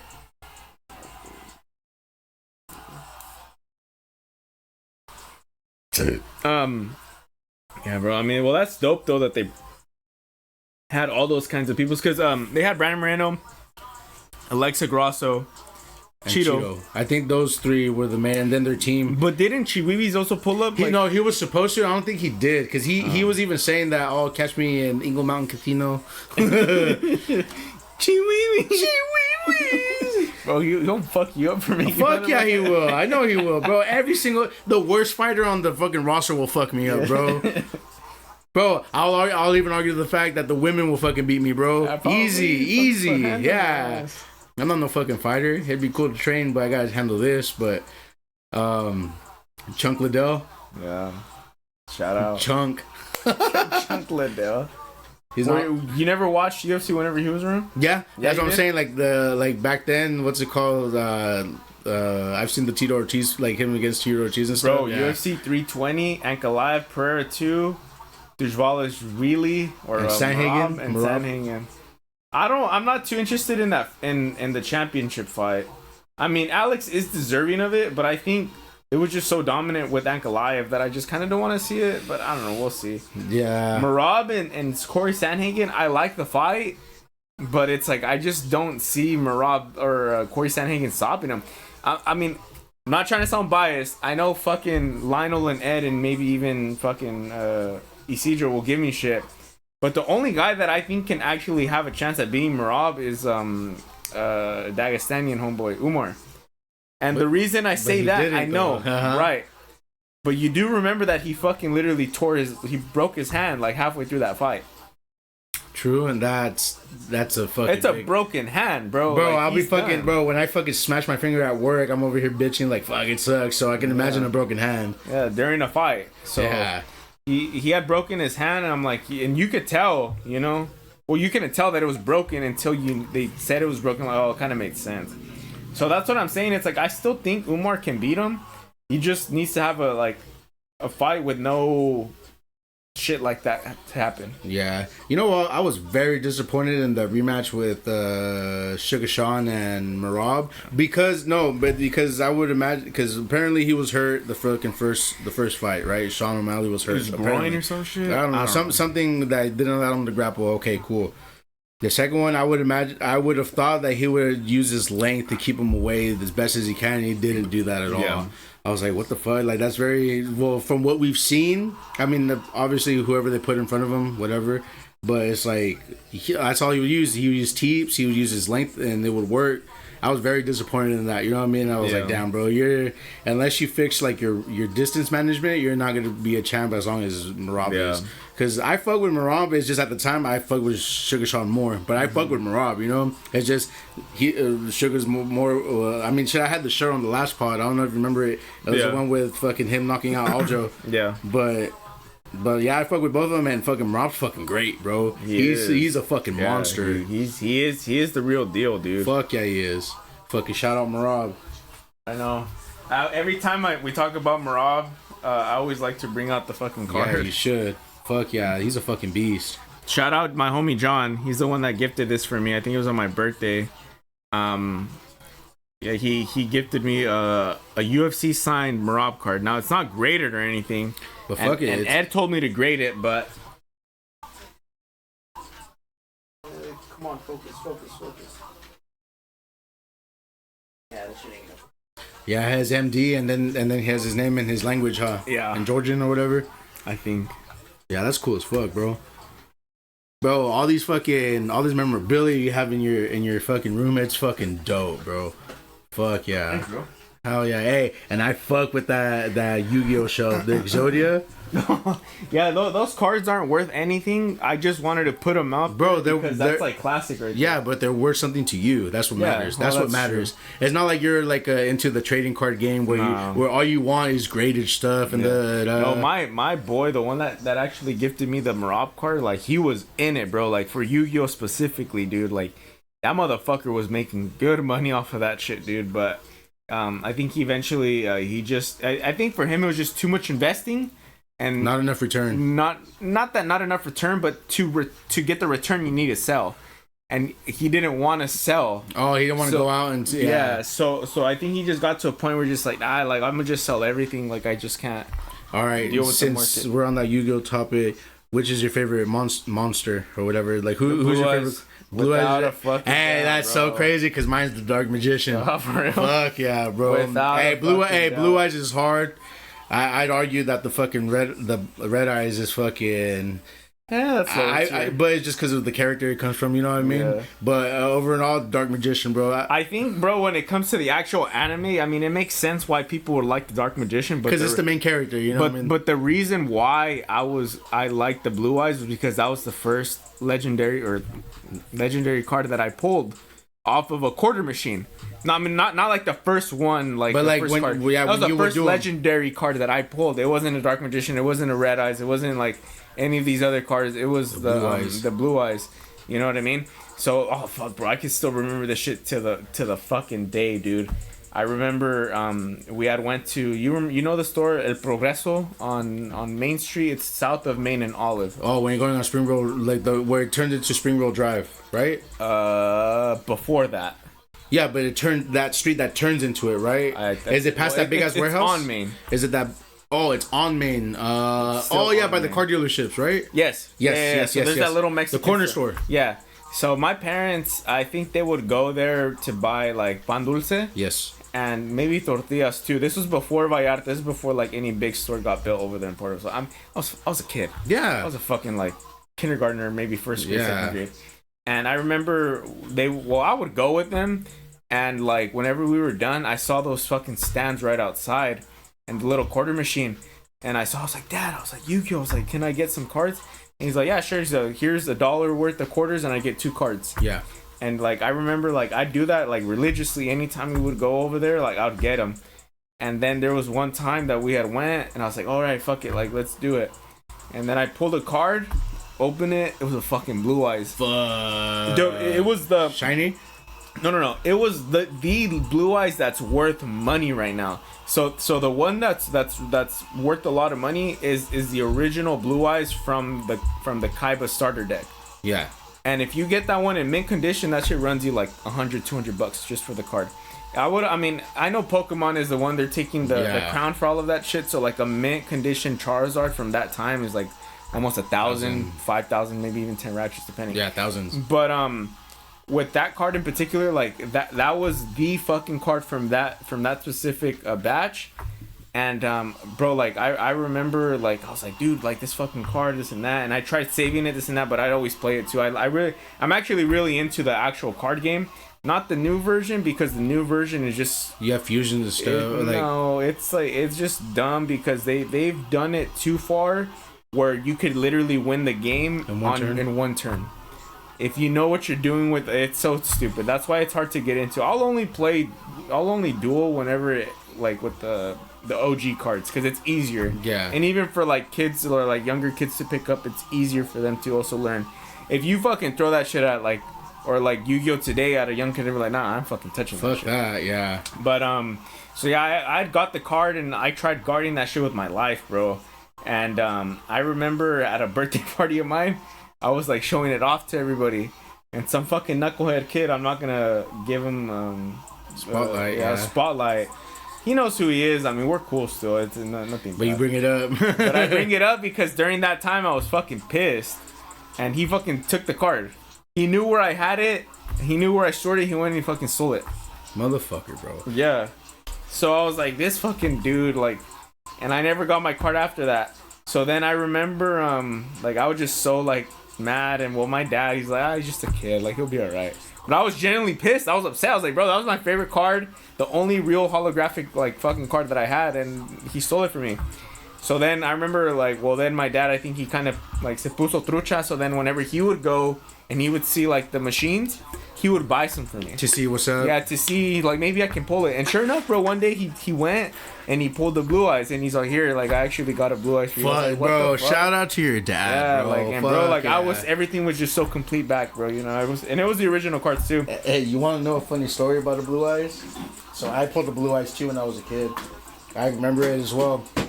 It was I was in Delano with my do I have more beer in there? Yes, you do. You have one more White Claw, my boy.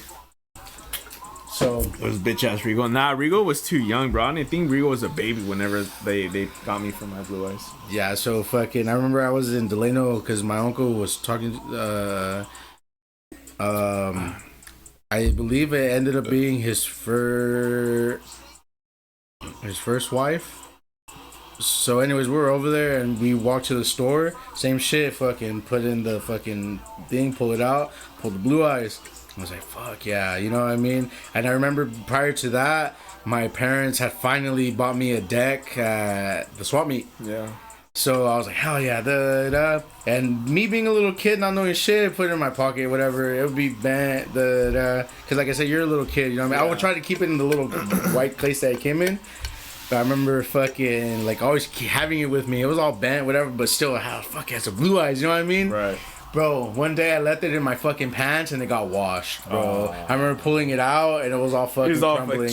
Yeah, no, it was all crumbling. Like it was already like half of it was white and stuff. I was like, no, I cried, bro. I was a little kid, you know. No, I get it, bro. Yeah, like, but it's just so crazy, bro. What like shit like that can do to like a young mind. You know what I mean? They think that's their world, bro. You know, but. It's kind of, you gotta take them into perspective too, because like, I mean, whenever we have kids or whatever it may be, you also gotta give them what, to an extent, right, when it's earned, like what they think is like, oh my god, that's it. When I like, bro, I could tell you like, each time, like whenever I got the blue eyes from my dad, or whenever I pulled the blue eyes, I was like, dude, this is it. Whenever my dad got me a PS2, I was like, oh my god, this is it. I remember, I think I was in high school or middle school, and my dad got me the piano. I was like, yeah, like this is it. And it's like, bro, well, I'm an adult now. I'm just like, you know, I have the money to buy it. It just doesn't feel like it's as valuable anymore. We don't get to the this is it thing part. Yeah. Yeah, I guess like that's like a blessing and a curse, but I mean, it's just maturing, becoming an adult and all that shit. I remember too, bro. I had went to the swamp meet with my parents one time, and I was a kid too, and this was like still like during my Yu-Gi-Oh craze, and I saw like there was this guy like selling like little packs of cards of Yu-Gi-Oh, and he was selling them for like whatever, I don't even remember how much, but I think whenever I told my dad about them, like he saw the prices. Oh, this is a good price for all these cards. Like, sure, why not? And it was maybe like $5 for like 20 cards.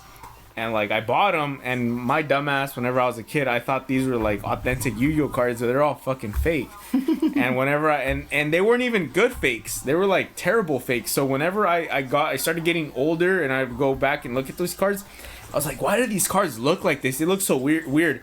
So what I did is like, let's say this is a card. I was like feeling the card, and then it was a sticker. It was a fucking sticker on like a cutout of a Yu-Gi-Oh back. So I was like, oh dude, what the fuck? Like no wonder this and that. And obviously like I'm saying, like my dad probably is like, oh, this is a good ass deal for some cards. Like I'll buy it. I mean, and then like, cause obviously back then, when you're a little kid, you don't really converse with like your parents like that, like how you do now. So he wouldn't know, you know what I mean? Yeah. So he had no fucking idea. Yeah, he's like, just oh, like, fuck my this, son. yeah. Oh yeah, he's just doing the best he can, you know? Yeah. But yeah, shit. Nowadays, that shit will get you laughed at or whatever. Like if you're serious into the fucking, yeah. Well, like, what the fuck is this, bro? Like I don't fucking care. Like nowadays, like I'm telling you, I'm not in the market of buying like the real like cards that are worth value. Like those ones, I think they're from like a reprint from like 2021 or 2022. The OG ones of those cards are probably worth something, like from 2001 or 2002. Yeah. But I'm not in that market, bro. I just want like an authentic real card from like Konami or whoever still makes them, and then put them on showcase. You know what I mean? Yeah, like, you just want shit that looks dope. Yeah, I'm not even tripping on it, but I have a whole collection down there too. I just I never touched it, but that's like how you were saying earlier, it's adult money. Yeah. You know, I remember, bro. I remember because okay, so what had happened with like my original collection was that my cousin he had asked me for the cards, and we had combined our decks together whenever we were like in middle school, so we could like do like duels. You know what I mean? And we had combined our cards, and I think I had all of our cards, and he's like, hey, where are the cards at? And we were already kind of like adults already, so I think he just wanted the cards maybe to play or whatever. And I'm like, oh, I got him. I'm like, you want him? And he's like, yeah. And then I let him take him, and he was going to school in San Jose State.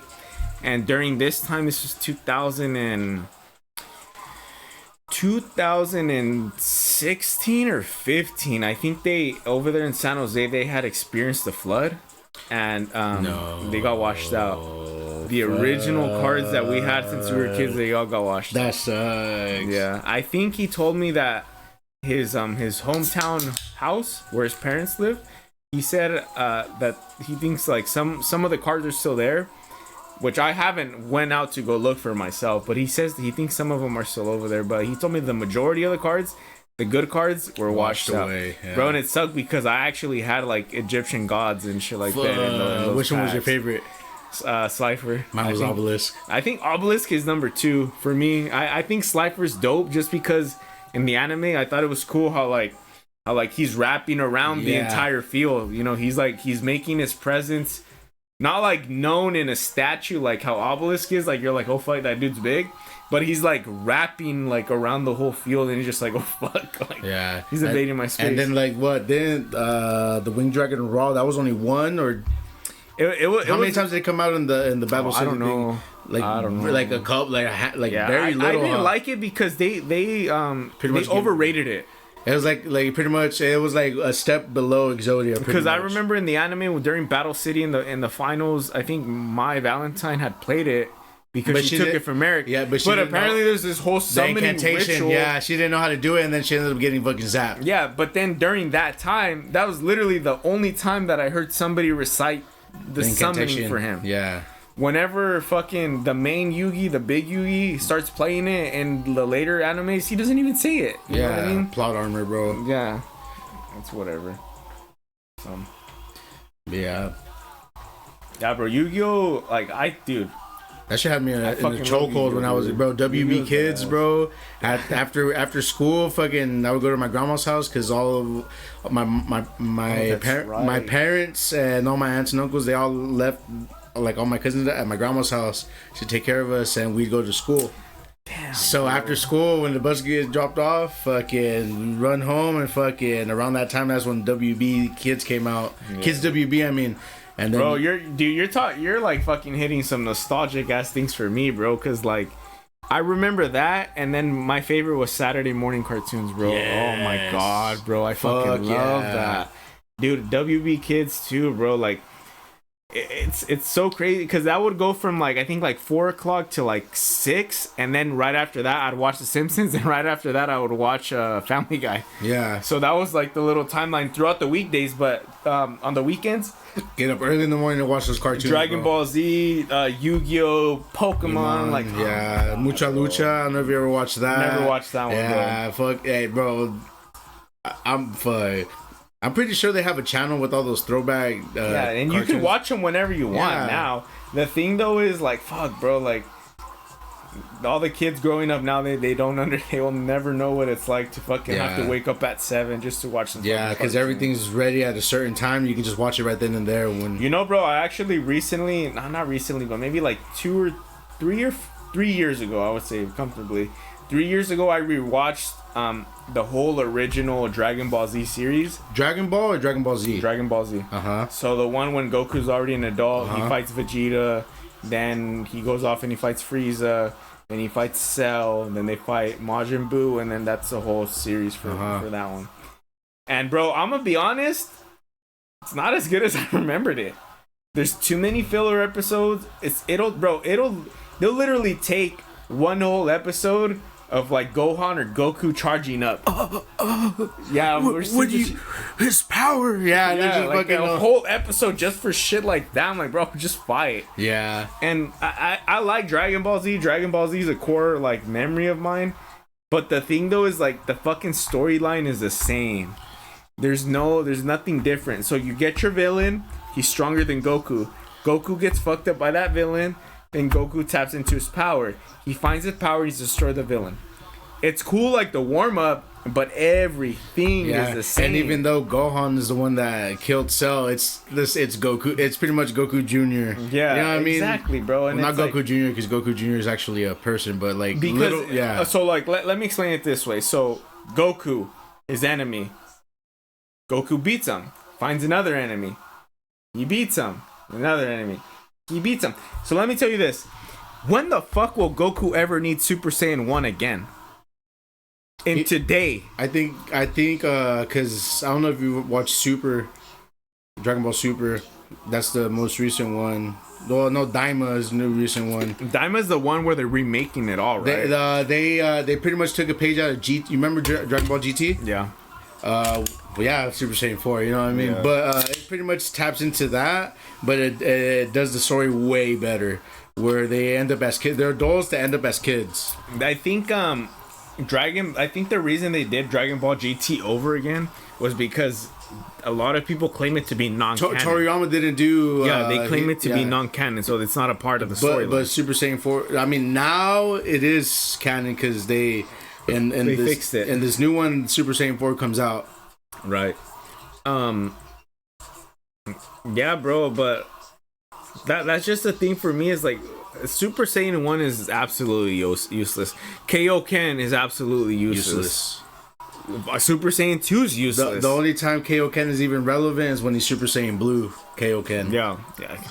Yeah, but the Kaioken itself is useless. I just wish like they I mean, this takes a whole rebranding. Obviously they can't do it, but in my idea, I think what they should have done was like make every transformation unique into something different, a skill that people don't have. Like let's say like in MMA terms, right? Like let's say Super Saiyan 1 was like the ultimate power up for wrestling. Okay, I need to be Super Saiyan 1 because this guy will beat him at wrestling. Okay, and now you find another guy that's dominant wrestler. Okay, well what can take out wrestling? Well, fucking like a good jujitsu, like, you know what I mean? Okay, well then Super Saiyan 2 is solely a jujitsu form.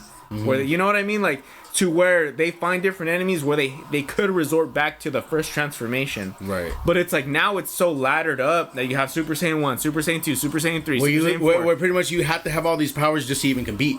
Yeah, exactly. And they go straight to it. Yeah. You know, remember how long it took fucking Goku to become Super Saiyan 1? Or Super Saiyan 3. Right, yeah. Yeah, it's like a whole episode. Like fucking, yeah. Just of him just yelling. Yeah, you're right. Yeah, fuck yeah. But that was the best shit ever when you saw the fucking long hair and that fucking big ass fucking forehead. Yeah, with no eyebrows. Yeah, they're very defined. Hey, I have a fucking coworker. I call that full Super Saiyan 3 Goku because that fool has that fucking. He has that fucking like that structure. Can you distinguish Super Saiyan 1 and Super Saiyan 2? Yes, electricity. And no. Also, Super Saiyan 2, his hair's a lot more definely spiked. Because Super Saiyan 1 is it's spiked up, but it's like loosely spiked up. Like there's some rounded edges to the spikes. It's not detailed. Yeah, and then another thing, the little fucking like the little flip of the hair. Yeah, okay, so you do got it. Yeah, I was about to call you out on your shit. The electricity is one, but like the really main standout, the electricity, the fact that the hair's a lot more pointed, and then the little fucking bang that they get. The aura, I think, is the electricity. Yeah. You know, if you see that, like, the electricity is definitely the thing. And then how you said, because, like, in Super Saiyan 1 Goku, he has it, but he also has, like, a bunch of, like, other hairs that, like, comes down. Yeah. And you bring up a good point, though, and I think it's because of Gohan. Whenever he turned Super Saiyan 2, he had that single bang come down. Yep. And that was like, and I think that's Gohan's thing. Yeah, but okay, but let me play not devil's advocate, but let me throw this at you, because I can't to this day I can't besides the electricity. Okay. Super Saiyan 1 Vegeta and Super Saiyan 2 Vegeta. I think on that one just the maybe the detail in the hair and maybe the electricity. Yeah.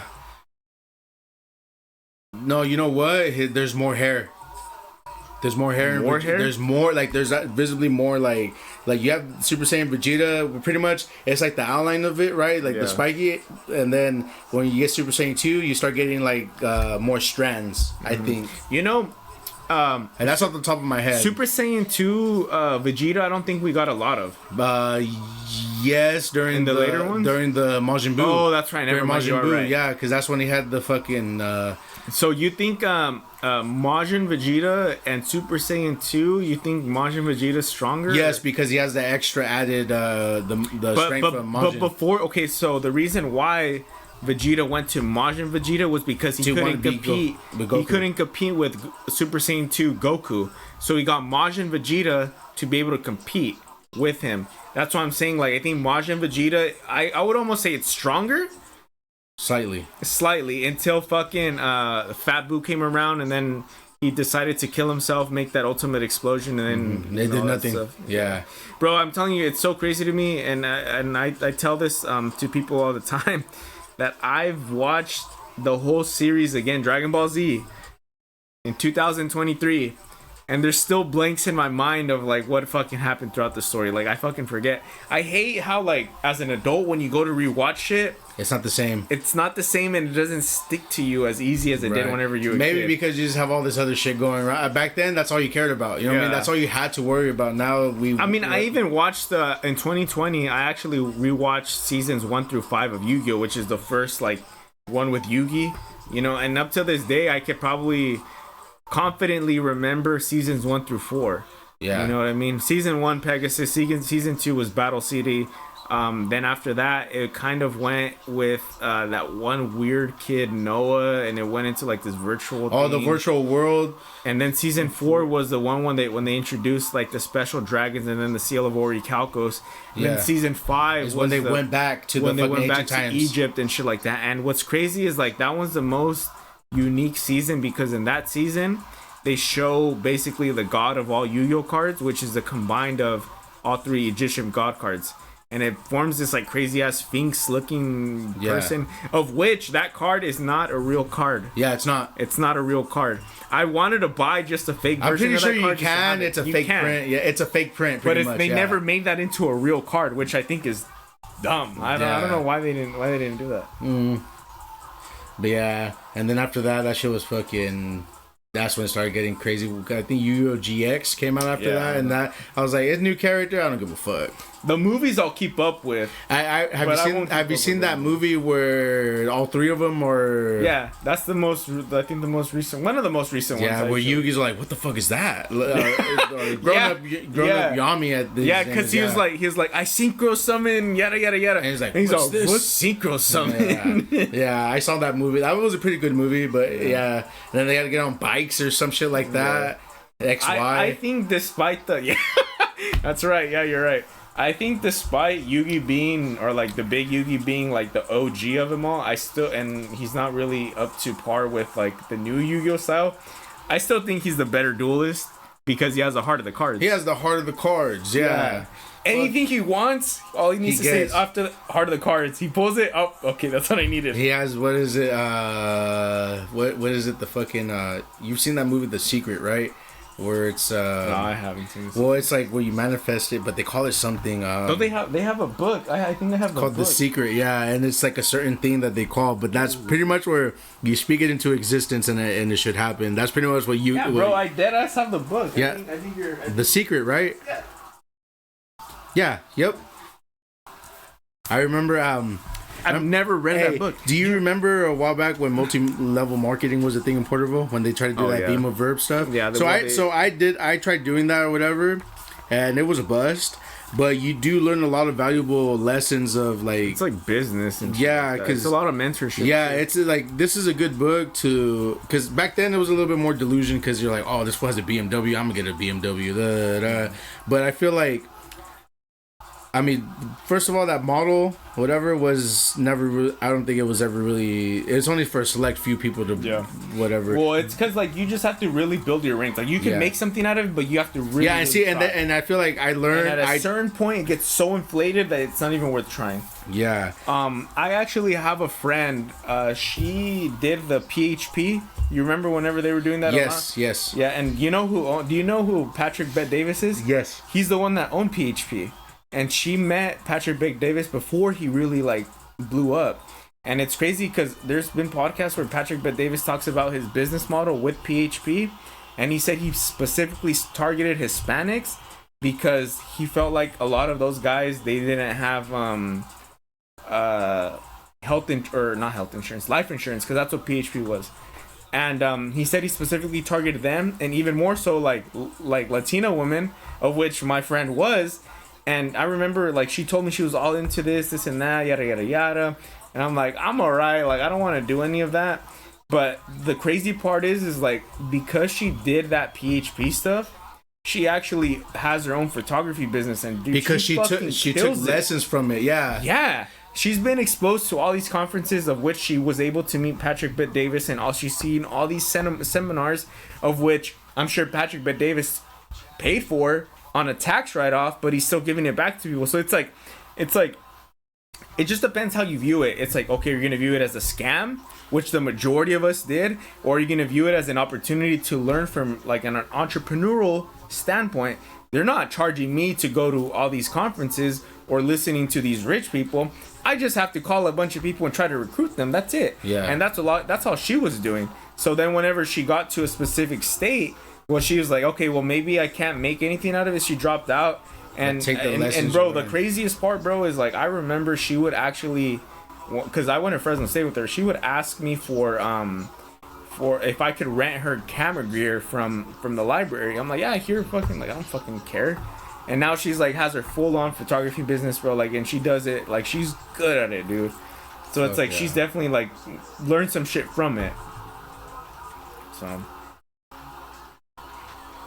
Fuck yeah, yeah. It's like I was saying, like, yeah, whether that model works or not, I did take some things from it. Like, obviously, I don't have the business or anything, but like your mindset and stuff. You know what I mean? Like it all pretty much all comes down to you, and you got to put in the work to it. You know what I mean? And don't put all your eggs in one basket. Like you gotta say if you have a job and say you step into something, you need a job to fund that thing that you're doing. Yeah. And that was like the delusion a lot of us had over there, because we're like, oh, we're just gonna get rich, and that's it. You know what I mean? Yeah. Like, and looking back at it, I was like, no, bro, you gotta put in the work and stuff. And that translates to everything. Yeah. Everything. Like you gotta fucking you got to put in the work to make shit happen. You can't just expect something to happen because someone else told you it was going to happen. True. Yeah, I feel like also too, bro, like a lot of people think or they get really upset when they fail at something. But for me, it's like a failed experience is a learned experience. Because you'd rather live with oh wells than what ifs. Yes, sir. Hey, you've been paying attention, bro. Fuck yeah, bro. Yeah, when it comes to my homies and stuff, I fucking pay attention. I appreciate that, man. Fuck yeah.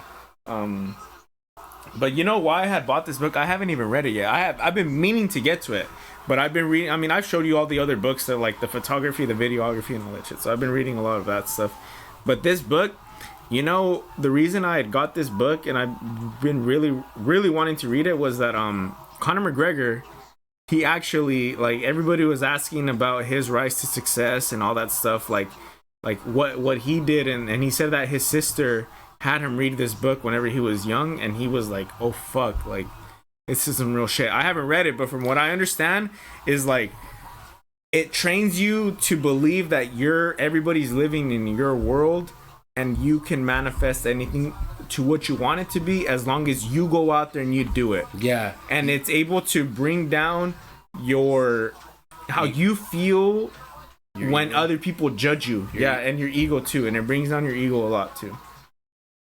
Yeah, but no, you can't. You fucking throw this book at Conor McGregor. That won't give a fucking. Now, dude, Conor McGregor now, yeah, no, washed out. Yeah, I really wanted to be against the whole money and thing changing a person, but that shit changed him, bro.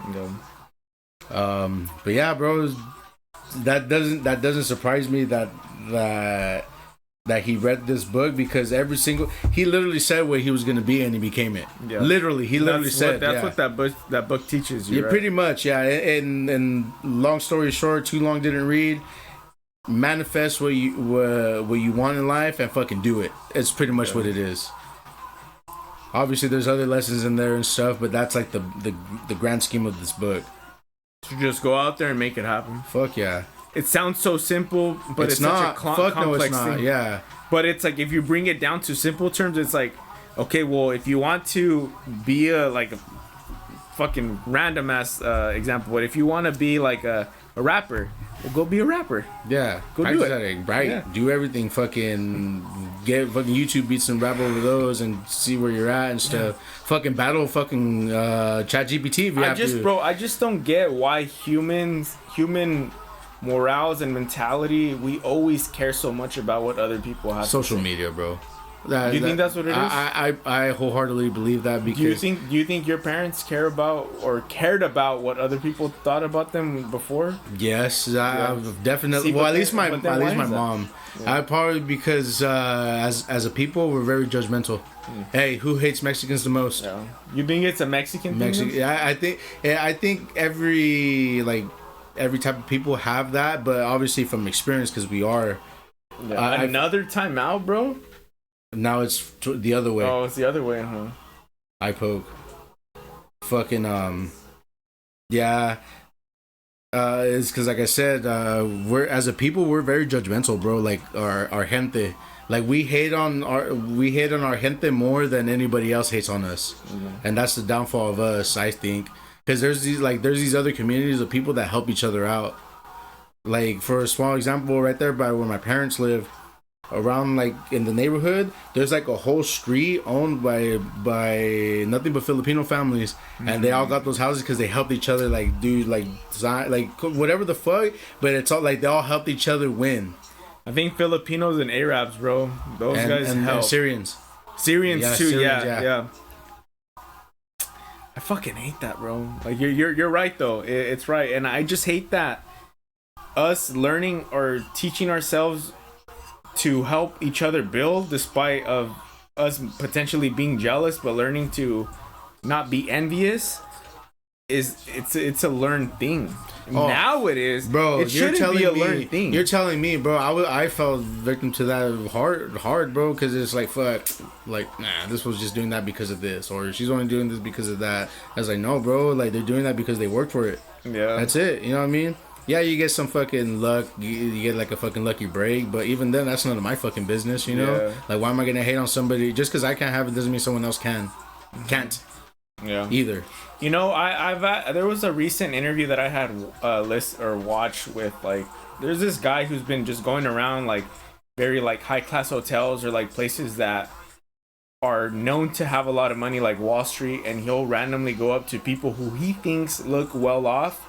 And he'll interview him and just be like, oh, well, how'd you make your first million and shit like that. Yeah, I think I want to say... So, and it's a cool channel because, I feel like that's something that lacks. It's like there's not a lot of outlets of people like that who have made it, who are able to teach other people how to make it. And I understand there's like a level of gatekeeping that comes with them because, like, obviously they become so greedy and they're like, no, this is my money. I don't want to let other people know. And I mean, I can get that to an extent. But this guy, he like goes around and he does all these interviews, and one of the interviews that I saw that really like fuck, bro, like I didn't think about it that way, was that he had interviewed this older guy, and he was saying like a lot of people don't recognize or acknowledge their luck sometimes. Like a lot of people like, oh, I wasn't lucky, I worked hard for this and that. But he said that he could recall so many times where he's actually been lucky, and it's not like you say that your success comes from pure luck. You just gotta say that you acknowledge that, oh, I was in the right place at the right time. Yep. You know what I mean? And that's perfectly okay. Yeah. A lot of people, when their successes comes from being at the right place at the right time, and that's yeah, because you can be that, but what are you gonna do with it? Like, okay, you can be all that, cool. But what are you gonna do with that? Yeah, like, exactly. Yeah. No, yeah. Fucking, I think Somebody Hispanics and blacks hate each other the most out of our group. That's true. That's true. And then the fucking juice boxes are the ones who support their group the most. They're the smallest ethnic group, but yet hold the most power and money. That's also true. Juice boxes? Who the fuck are the Jews? You gotta be careful, bro. Yeah, those fucking guys, bro. Like, I don't even want to go into that topic because I feel like I'll get targeted. But yeah, but whatever. The Jews own everything, bro. They literally do, though. hey, that's like a fact. That's not like me talking shit. That's like damn near. That's a fact. Do your research, people. About anything, not just that. Yeah. Fuck, bro, I need to fucking piss. I forgot this was a 5-rounder. Handle.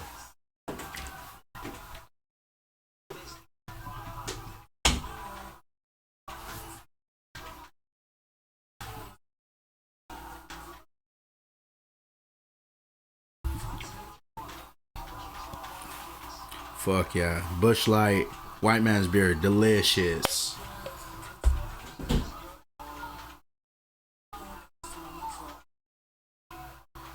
Let's see, we're in round 4, 3:30 left. Haven't really been paying much attention because the conversation's good, but fucking Kyle looks a little iffy.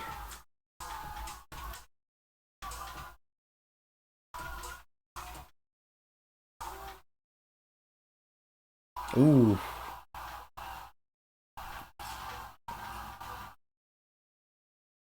Ooh. Jesus Christ. It's a pretty good fucking fight.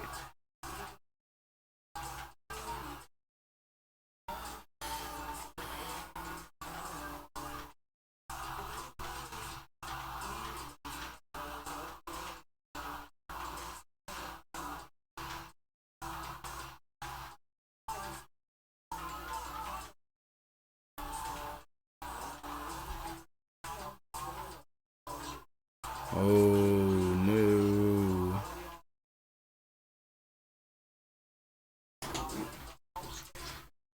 You're getting after it, bro.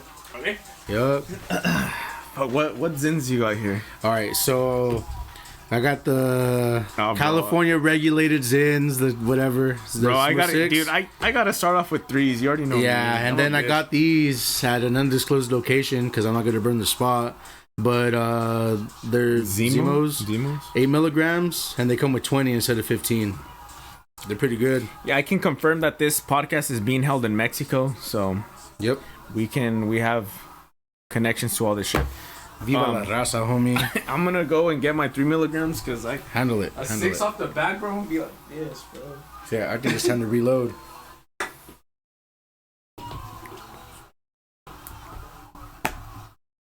So a little sidebar, shout out to my old lady. I fucking love her, and I hope she knows this. I mean, she does, but it doesn't hurt saying it again.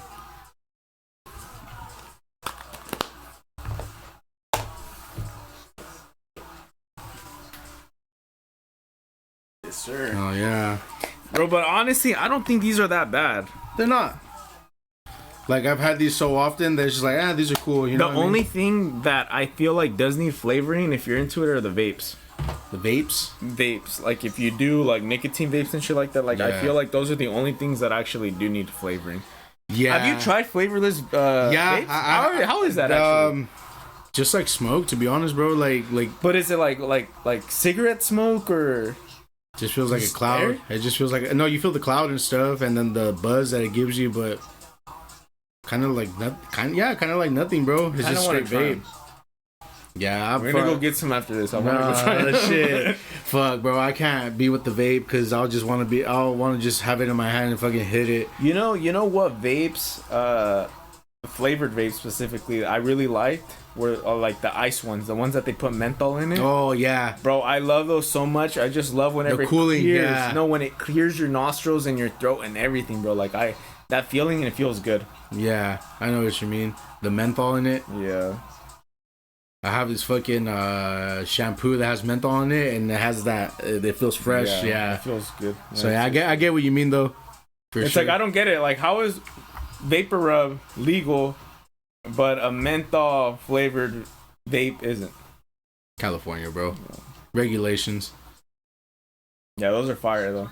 Like all those bubblegum, cherry, watermelon. I was never a fan. I mean, Right. yeah, they tasted good. I was just never a fan. But to constantly keep hitting it and stuff is like it gets tiring after a while. Yeah. Yeah, I have this fucking this weed pen. It's supposedly tres leches, but to me it tastes like horchata. Oh. It's cinnamony. Yeah, I was gonna say it's the same shit. Yeah. Yeah, and that one I hit sparingly because sometimes it's a little too much, like the flavoring. Yeah.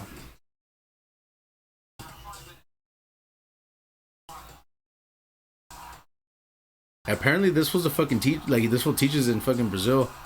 He's like an shit. engineer or some shit like that. Shout out to him. Come on, get this French cigarette. Fuck, I don't even. We've been so bad at this, bro. Conversations are just too good. Yeah, I brought that up too. I was like, all right, we're this minute in. Haven't been paying attention because the conversation's good.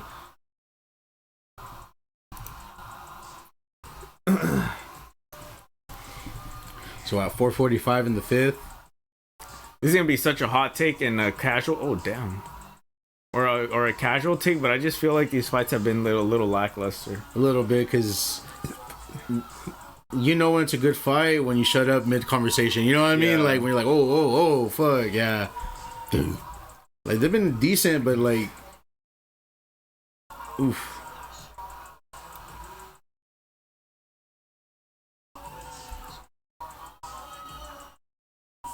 What the fuck are we listening to, bro? Oh no, conversation is so good, we don't even know what we're listening to.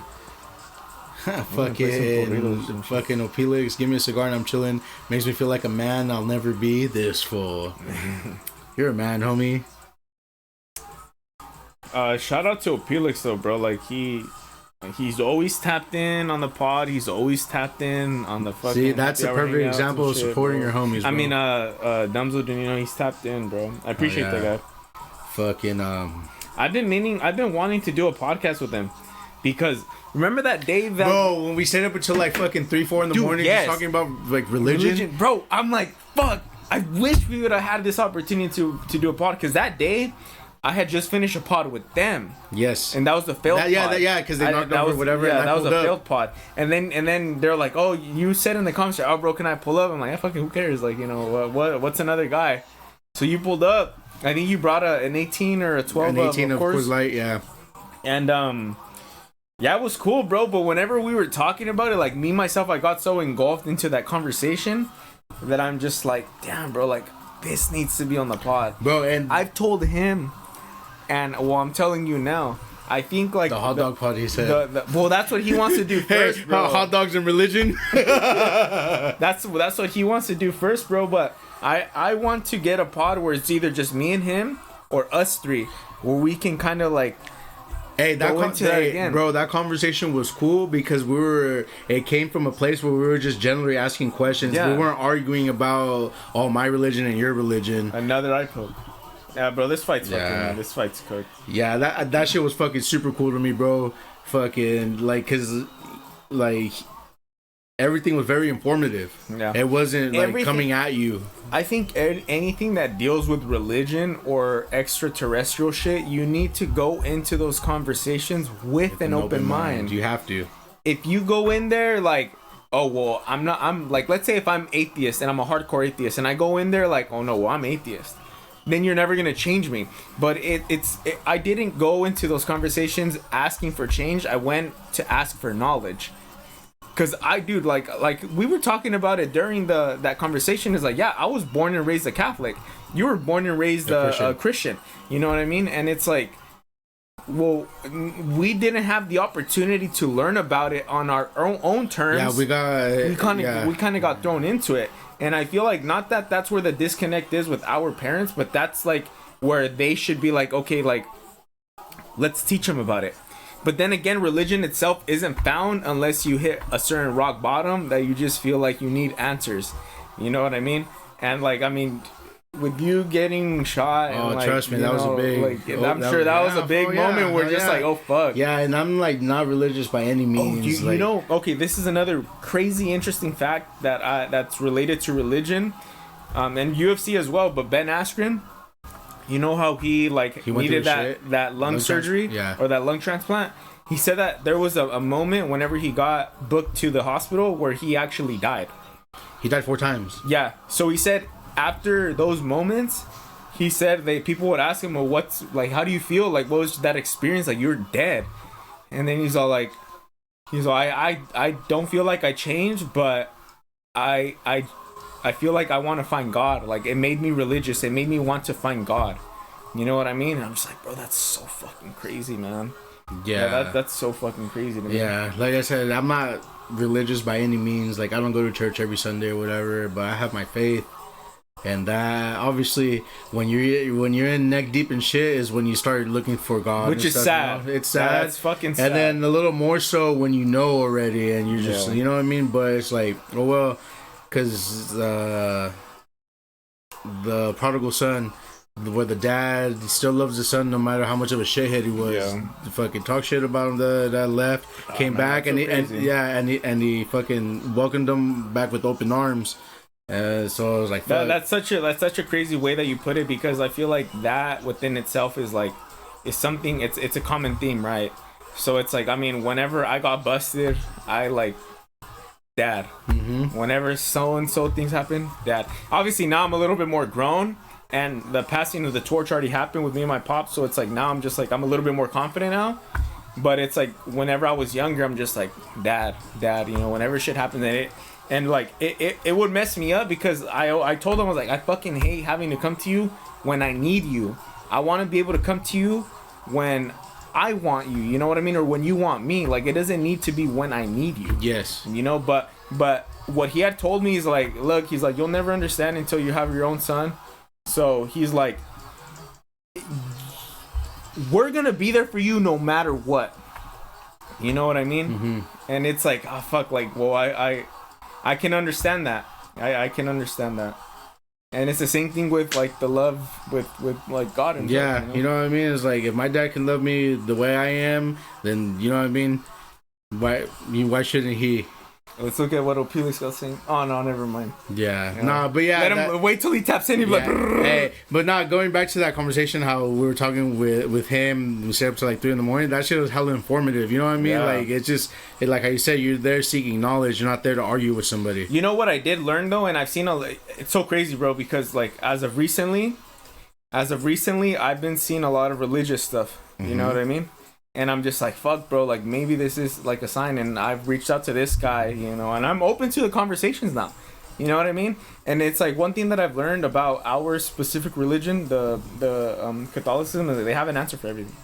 They literally have an answer for everything. Yeah, he had an answer for everything. He had a fucking answer for, and I was like, well, what about this, and this, hypothetically with this and this and that? So he's all, well, I'm just like, what the fuck, bro? Like, he literally has an answer for everything that I wanted to know about the religion. Like, I think the biggest one that he had an answer for that really caught me was like, I'd bring up like the pedophiles within like the churches and the fathers and things like that. And then he's all, not every man is born equally. Not every man is born, you know, like he's all, there's I guess like the best way to put it is like, there's always going to be bad apples in the bunch. You know what I mean? And he's like, and those are just the bad apples, you know what I mean? So, yeah, definitely an interesting topic. It just, I mean, I think the thing that really like makes them look bad is like, it's a common theme. That topic in particular, like pedophiles in the Catholic Church, is the most common. Yeah, because what's the meme or the fucking joke around Catholic priests and kids and stuff? You know what I mean? They have all that. But then it's like, that's where you kind of counter argue that with just like human biology. It's like, human biology, we're here to procreate, we're here to make life. Yeah. So it's like, that's why I don't like whenever women talk shit on men, because they're always objectifying women, but it's like, that's literally in our biology.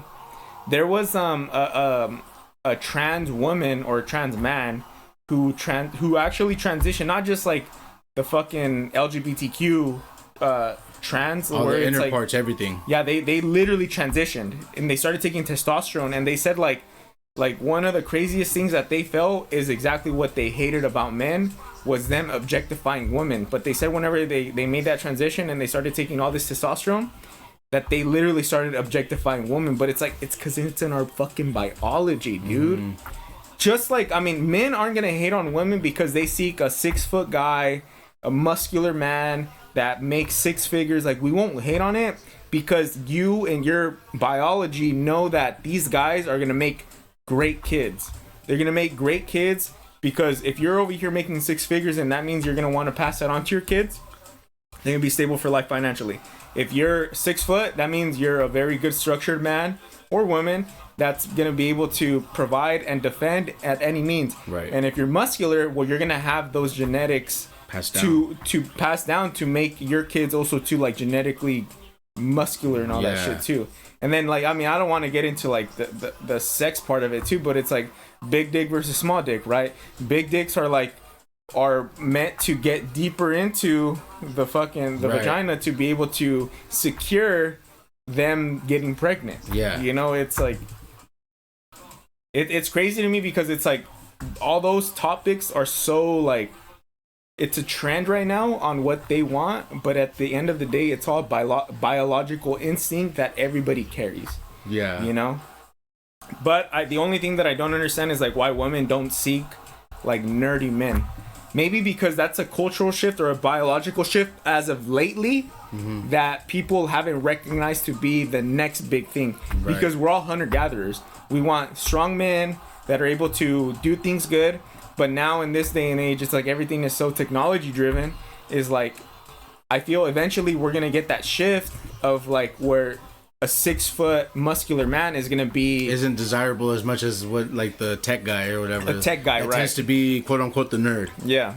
So I don't know, bro. Yeah, that's a whole fucking variables, the society, the times and stuff like that. Yeah.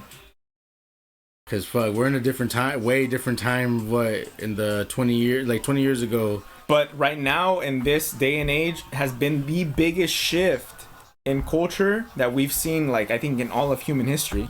And I feel like that's the internet, because everyone has access to give an opinion and this and this that. So you got all these opinions coming in. Well, not even that much, but I think it's more so like of the tech boom. You know, the tech boom has been the greatest shift in human history or in biological history that we've ever seen.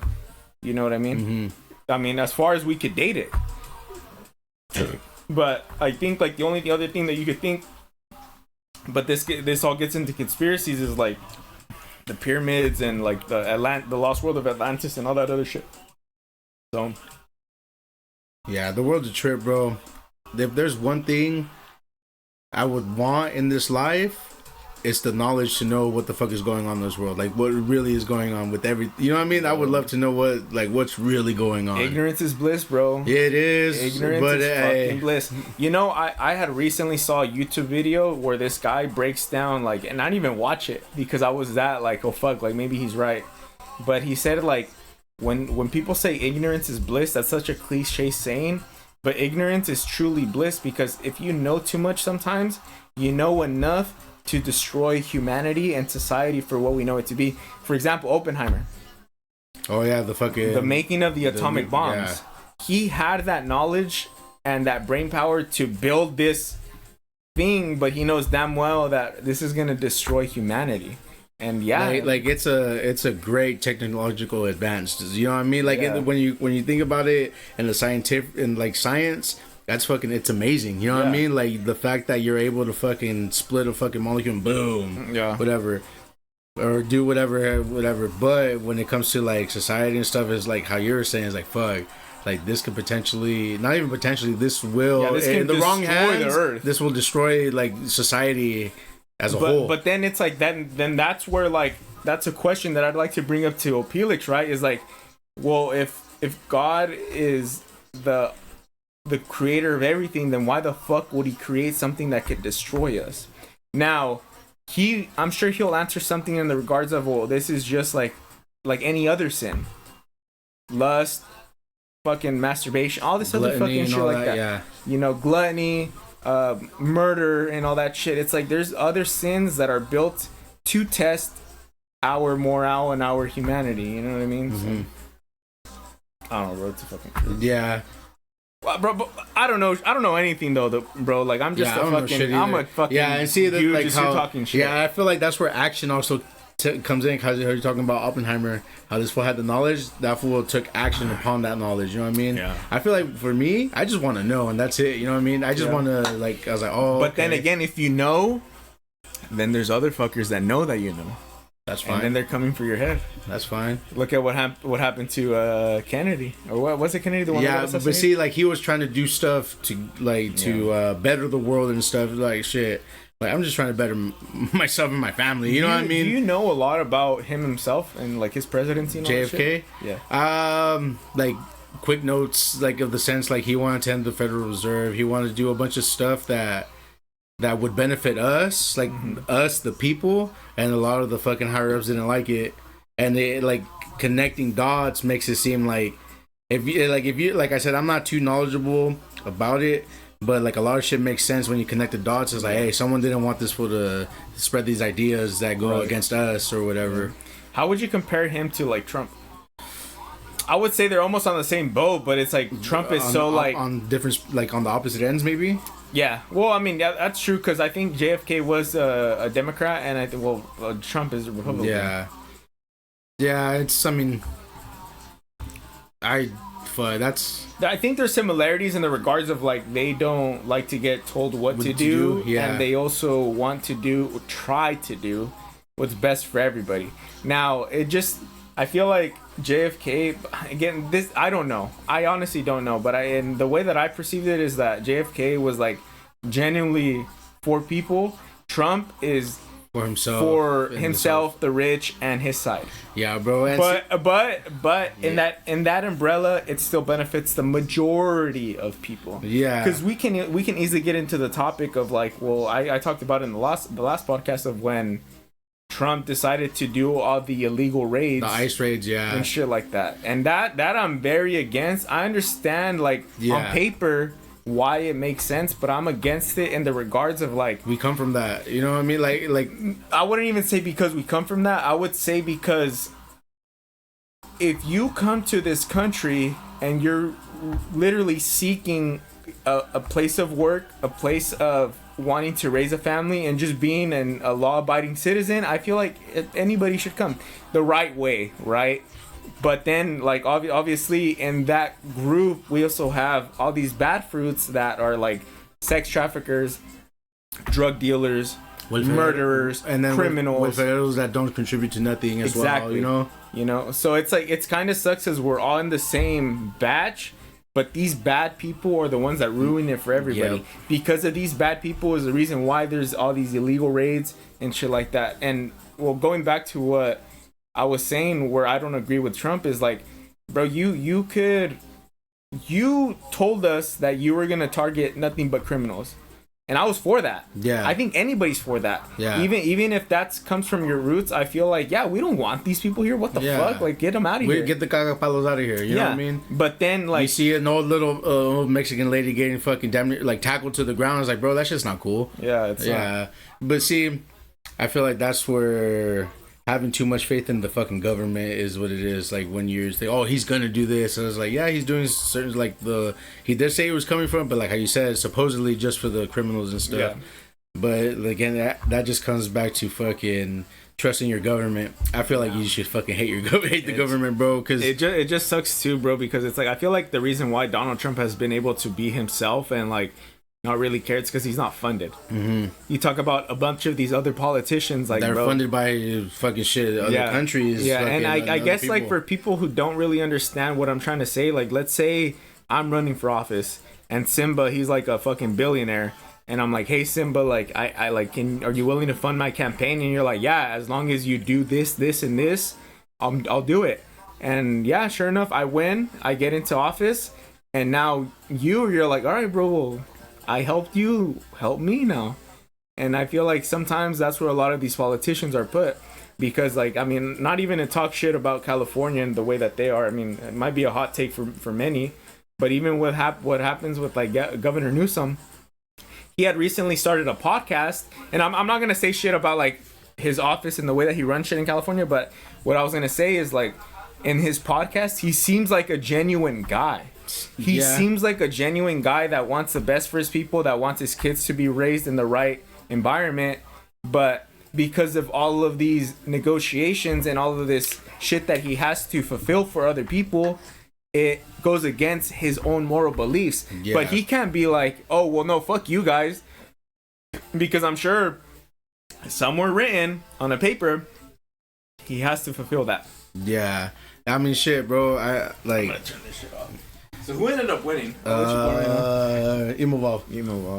Yeah, bro, and I feel like, I mean, you have to really be paying attention. I'm not saying I'm super tapped in, but I tried my best to pay attention and stuff. And when it comes to that, I think that's just his way of trying to make his image be more centralized than it was democratic, you know? Well, it's because in some of those, I think I'm gonna be honest, the only podcast that I actually watched or listened to with Governor Newsom was the one that he did with Charlie Kirk.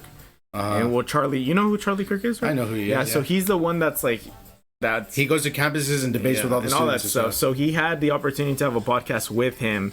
And like there was a lot of points where Charlie Kirk, he's like what? He's like, Governor, you're a good guy. He's like, you know what I'm talking about. He's like, how are you gonna go against this type of shit and this and that? And he would just like laugh it off, and then he'll try to pin Charlie Kirk on certain shit, but then he like it goes nowhere. It goes nowhere.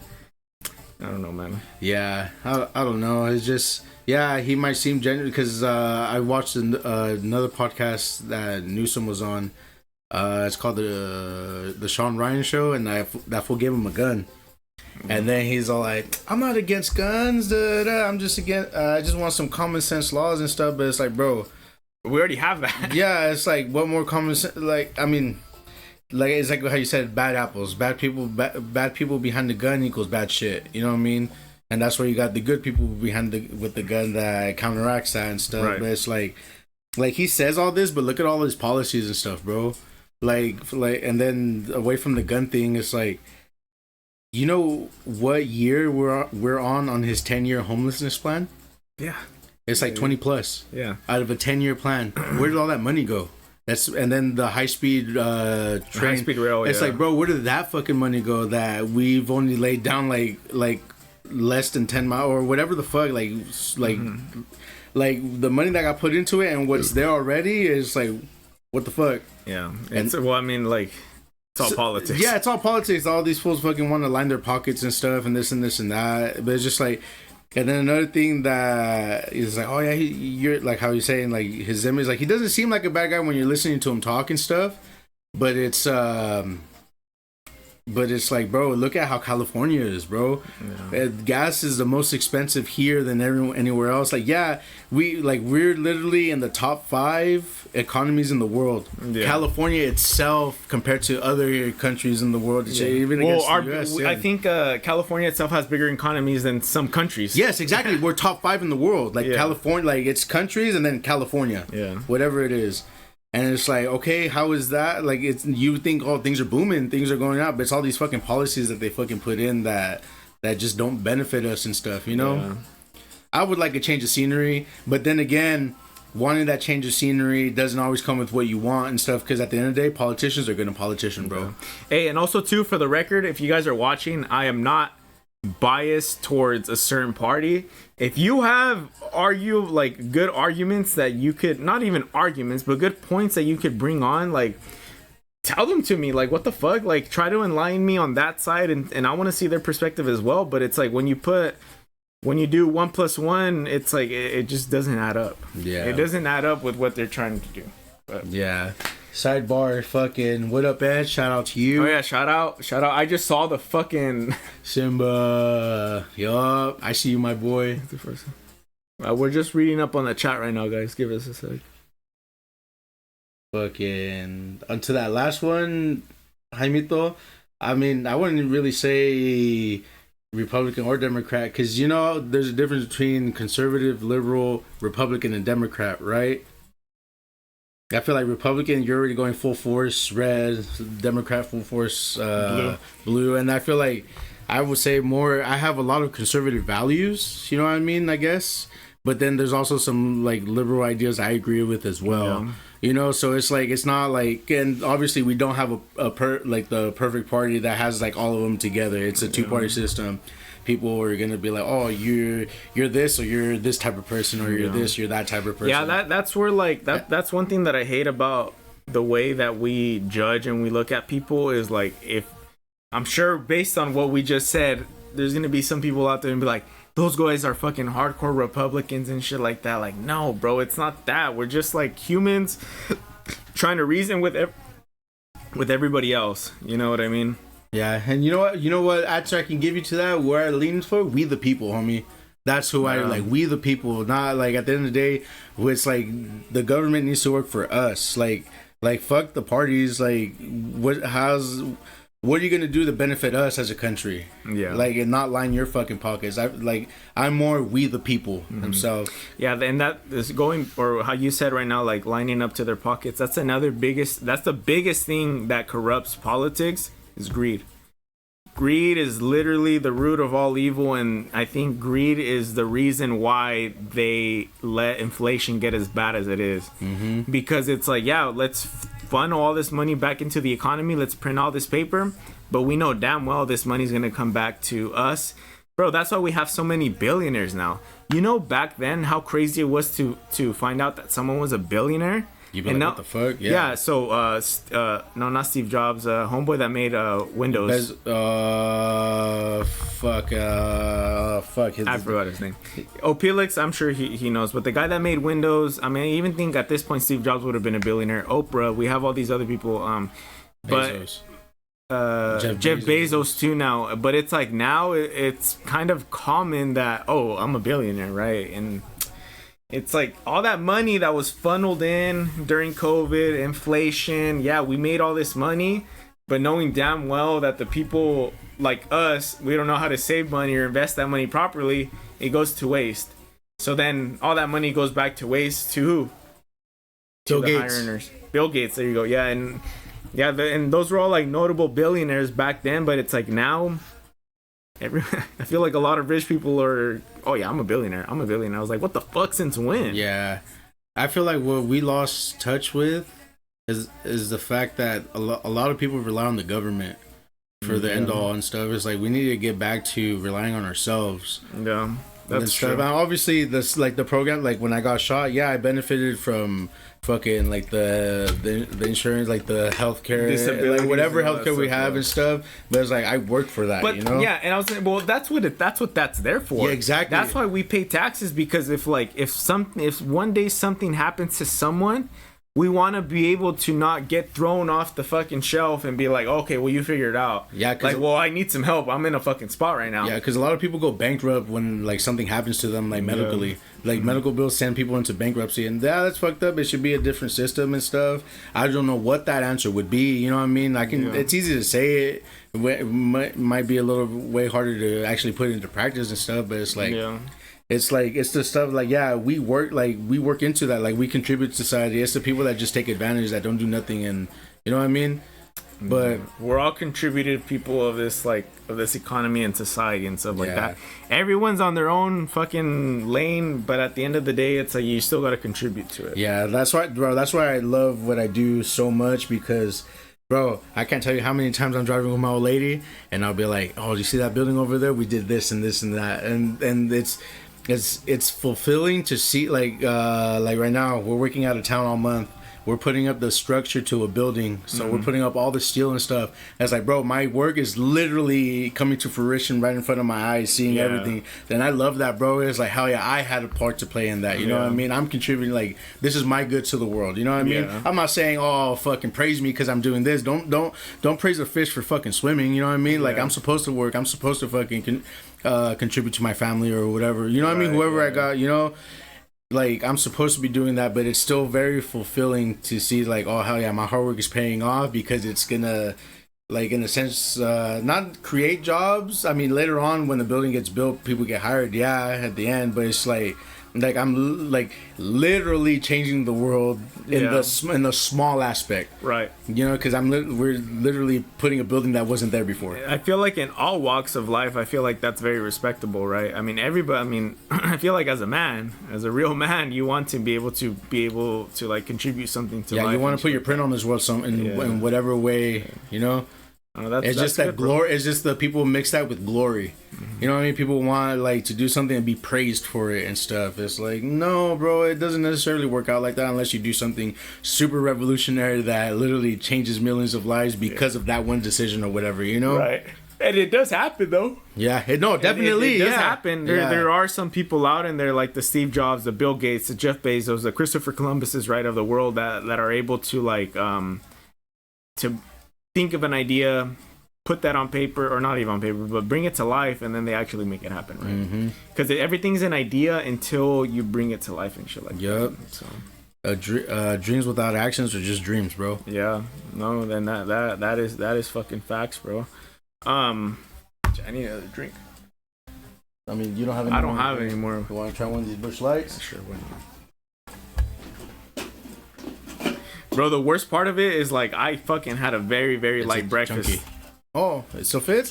Hell yeah. It's a normal can. Hey, is that a Frost Buddy? Yeah. That's dope. Fuck yeah, those are fucking sick. Frost Buddies are literally the best fucking koozies ever. I don't have one, but I've seen that dude that does all those promos, bro. I need to fucking step my game up and get one because those fit everything. They fit everything. The regular. You got slim cans, regular cans. You can fit a fucking bottle in here, yeah, and then fucking 12 ounces, bro. Bro, or 16 ounces, 16 and 12s, yeah. You just take out that sleeve for the color cans, yeah. So even with like the tall cans or the slims right here, the only other koozie that I had to buy separate from this was for like the tall cans, the big ones. Yeah, and I think they have a Modelo one, but that's because Modelo has their own chunky one, you know. Yeah, that's the only thing that sucks though. I feel like that's you're strictly a Modelo drinker, or you get that just, you know what I mean. You have some extra money to spend, and you're like, fuck it. Yeah, I had bought I think one koozie before. I think it was the. I forgot what brand it was, but that only fit like these ones. But then whenever like I really started doing research, cheers, buddies. I really started doing research, and this one's probably the best one. This has to be hands down. And I think they make another one just for like big ones, and I think they also fit a bunch of different kind. But yep. Shout out to the Frost Buddy brand, bro. Yeah. Not a promo. It's just they make good shit. Yeah, bro. What I was saying earlier, I'm like, dude, like I had a very light breakfast, so all these fucking beers are just. Oh yeah, it's hitting me fucking hard. I had to carb up. I had some fucking Chinese food, so noodles and chicken. That's good for you. Yeah. Dude, you probably fucking sit all day, bro. Me, I think before this pod, well, because everything was so rushed, right? So I had to wake up. Or last night, I finished my gaming stream late as fuck. So then I was like, oh fuck, like I need to go to bed. But then even then, I only had like 6 hours of sleep. Woke up and I still had to do my Saturday stream. I did that, and then, well, I'm like, fuck, well, now I gotta set up because you're gonna be here, and boom, you got that. Hey, a lot goes into this podcast, guys. Trust me. I was here, and he was doing all the fucking last finishing touches. There's quite a bit that goes into it, so appreciate this shit, my boys. Bro, I just try to bring product. You know what I mean? Like, a lot of shit that people don't understand about this in particular. I'm not just showing up a camera and hitting you're not. Stream. No, you're not. I saw it firsthand, bro. I'm audio engineering. I'm doing lights. I'm doing cameras. I'm doing everything. And the crash course you were giving me, like as you were going, and stuff. Even little details and shit to make sure everything's aligned and all that other shit, bro. Like I do all of that. And and you know, obviously, like this to me, it's all a passion. And the other thing is like all this shit is learned.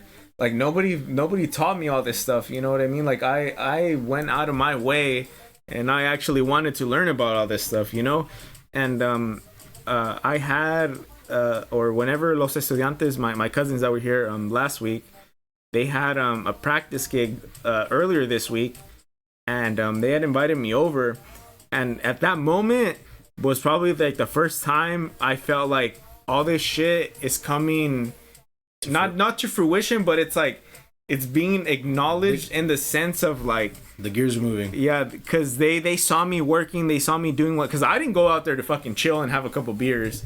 I went out there to fucking work because they wanted me to, not that they wanted me, but I offered them, I'm like, hey, like I can record you guys a couple videos, yada yada yada, like I have all this gear, like let me do something for you guys. And they said, sure, fuck it.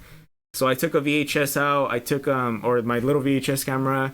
I took out my little gimbal that I have over there, and then I also took my my little GoPro that I have right there. And then all of them were just like, oh, what the fuck, bro? Like this fool has gear like this and that. And I was setting up camera points everywhere and shit like that. I'm like, no, I need better lighting over here, yada yada yada. So it's like it went to a flow state because I was just working, bro. Yeah. I didn't see this as like, okay, I'm chilling with them, although I did. But it wasn't solely just for that. It's like I went in there to try to record and shit. So I have some shit cooking for them.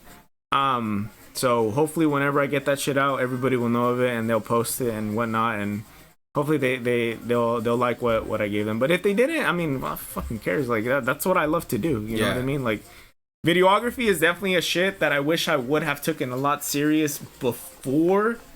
But the thing about videography is like you need money. You need money, bro. You need money for that because you need like nowadays you need the best gear, you need the best visuals, you need to be into all this shit, you know, to be able to produce a good quality. And apart from the gear, you need the software and the computer. Oh yeah, software and the computers and all that shit too. So, I mean, all these guys know Opelix, and Ed, like they've all been here. They know what this shit's like. So, sometimes, bro, I do feel like it's all money that's getting thrown and just for my own hobby. But then like, there's moments like even right now, whenever you're just like, holy shit, like you're doing a lot of shit. It's like, well, that's my knowledge getting put to work. So. Hell yeah, that's what's up, bro. So I'm a fan of that. I'm a fan of watching people do what they like, do what they love. You know what I mean? Yeah. Right on, bro. I appreciate that. Yeah, man. I mean, I guess like going to tell everybody, it's like I've always said this, even on those streams, bro. It's like if there's ever something that's out there that you just want to go for it and just do it. Yes, you know what I mean? For sure. The secret. Yeah, the secret The secret is there is no fucking secret to success, my boy. You just gotta. And I think it even says it here that there's no like there really isn't a cold cut secret to success. It all depends on the person. At the end of the day, your drive, your knowledge, you know, and just what you want to bring to life and what you want to do. You know? Yeah, it is such a very specific way of thinking because it's like if you think about it in the regards of like it's just your life and nobody else's life, it's like well you just want to go out there and do what you want to do, you know. But obviously, like we're raised to. Well, you got to think about other people. You got to put other people into consideration. You also got to care about what some people got to say. And it's like, yeah, I can understand that too. But I feel like those morals, right? Because I would like to classify those as morals. Those morals are what, or they're preventing you from achieving whatever you want to achieve in life. You know. So if you just think about life as you like it's being your own life and like nobody else matters, then yeah, you're gonna go out there and do whatever you want and it's gonna fulfill your life. But going back to what we were saying earlier, if you want to have a life that's fulfilling but also you want to contribute back to society, then that's a whole other different lifestyle that you can live. Definitely. Most definitely, my boy. Fuck yeah. Fucking fuck, my mind went blank. I was gonna say something. All right, there you go. Perfect time to go piss. Handle it. Damn, that's what? Piss break number 2? 3? Fuck.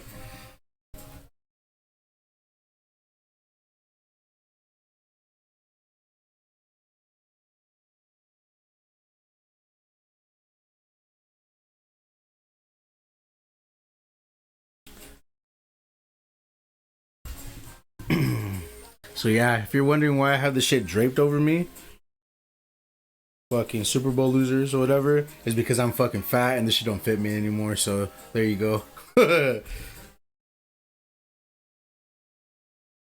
But the boy said to pull up with the football jersey, so I had to come through.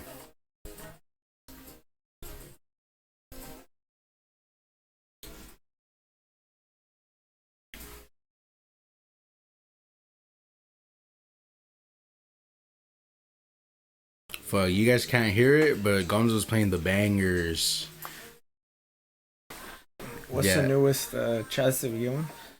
Weapon? I said, have we got any other chats? Nah, no? Besides the thing when we're talking about like the government and stuff, but yeah, bro, fucking no. I was telling the fucking chat. I was like, if they were wondering why I just had this shit draped over me, I'm just fucking fat, bro. Yeah, I mean, bro, it's definitely something you could change though. Oh fuck so. Yeah, it's just it comes back to the person. You know what I mean? But the will and the wants. Yep.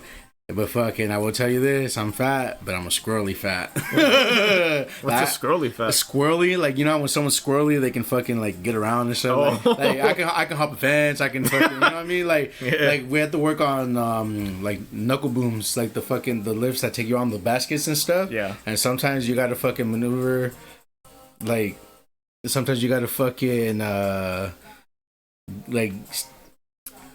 I mean, I heard allegedly that you got to get on top of the railings and stuff, even though you're not supposed to. I've heard that you fucking like sometimes you just gotta get up there and fucking like maneuver yourself a certain way to get the job done. You know what I mean?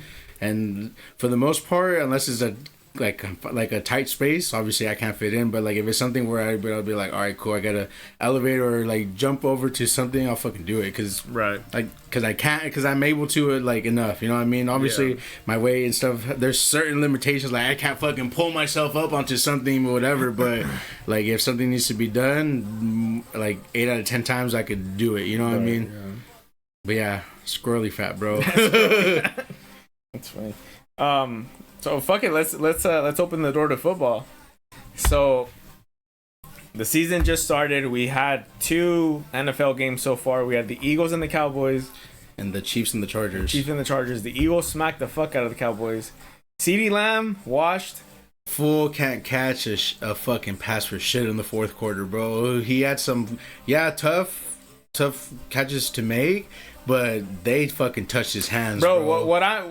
So you know the play where CeeDee Lamb went to go die for the football? The last play. I mean, pretty much for the Cowboys. Obviously, I'm Rams fan. I'm like, bro, Puka would have caught that. Honestly, Puka has catches like that. Yeah, I think he would have caught that, bro. Yeah, I think Puka would have caught that. Fuck that guy, but yeah. I respect it. Yeah, definitely. Fuck yeah. Yeah, that was a fucking badass receiver, bro. Yeah. Fuck yeah, he is.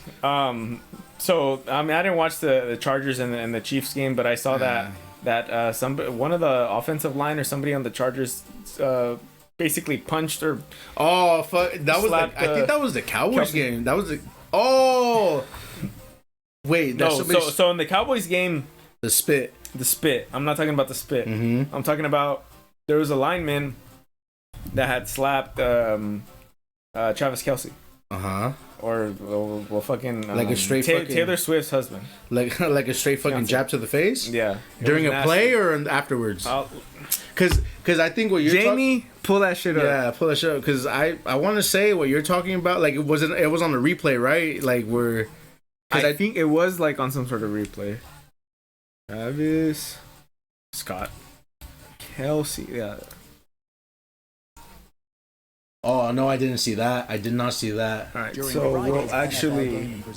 Tensions flared when I want the actual video. I'll pull up the video and I just want to pause this. Los Angeles Chargers defensive tackle. This isn't the video that I'm looking for, guys. Let me find it. I think it'll be a short. Oh fuck. Yeah. So let me. I'll do monitor screen. I'm not gonna. But watch.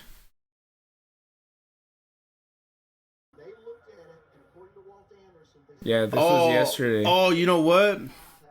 I remember that seeing this. I think I only saw it once, but they were talking about that the reason this fool didn't get ejected was because it was open palm or some shit like that. Yeah. It's just stupid. That's a loophole. Yeah. I'm sure they're gonna find that and they're gonna fix it. They're gonna be like any fucking strike. Any strike to like fucking a face like that. Yeah, and I think that should have been an ejection. Yeah, 1000%. Yeah, because the play was already over. This fool literally wound up and fucking hit him to fucking.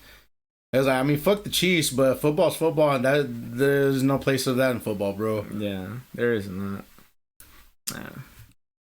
But yeah, fuck the Rams, fuck everybody else. Fucking Niner gang, homie. All right, so one thing that I think is worth conversation. So and I'm kind of happy we were selected. Our division, and I think Ed's division, wherever I think they're AFC East. Yeah, we were selected for the rivalry. The jerseys. Yeah. What do you think about that? Your guys' jersey.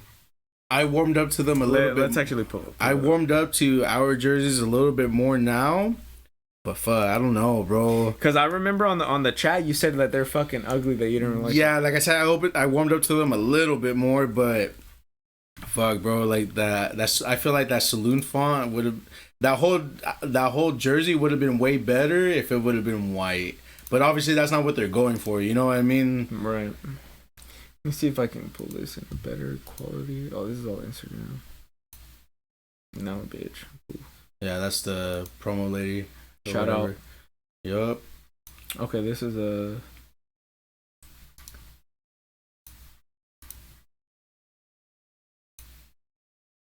I guess this. Yeah, like I said, like I warmed up to them a little bit more. Probably what I initially didn't like at first was that gold trim underneath the bottom and it being on a black background. Yeah. But I mean, like I said, I opened up. What would have you wanted? Because it doesn't necessarily need to be black. Yeah, because I feel like I probably would have fucking and see it might look ugly because in my head it might look different, but I probably would have made it white and then around the gold, since it's gonna be on the white, put a black outline around everything. Kind of like how the old before they switched to the Nike jerseys, how the Niners used to have like red, gold, and black outline numbers. So like the Reebok jerseys. Yeah. Maybe? Let me see if we could actually pull it up. 49er Reebok jersey. Reebok.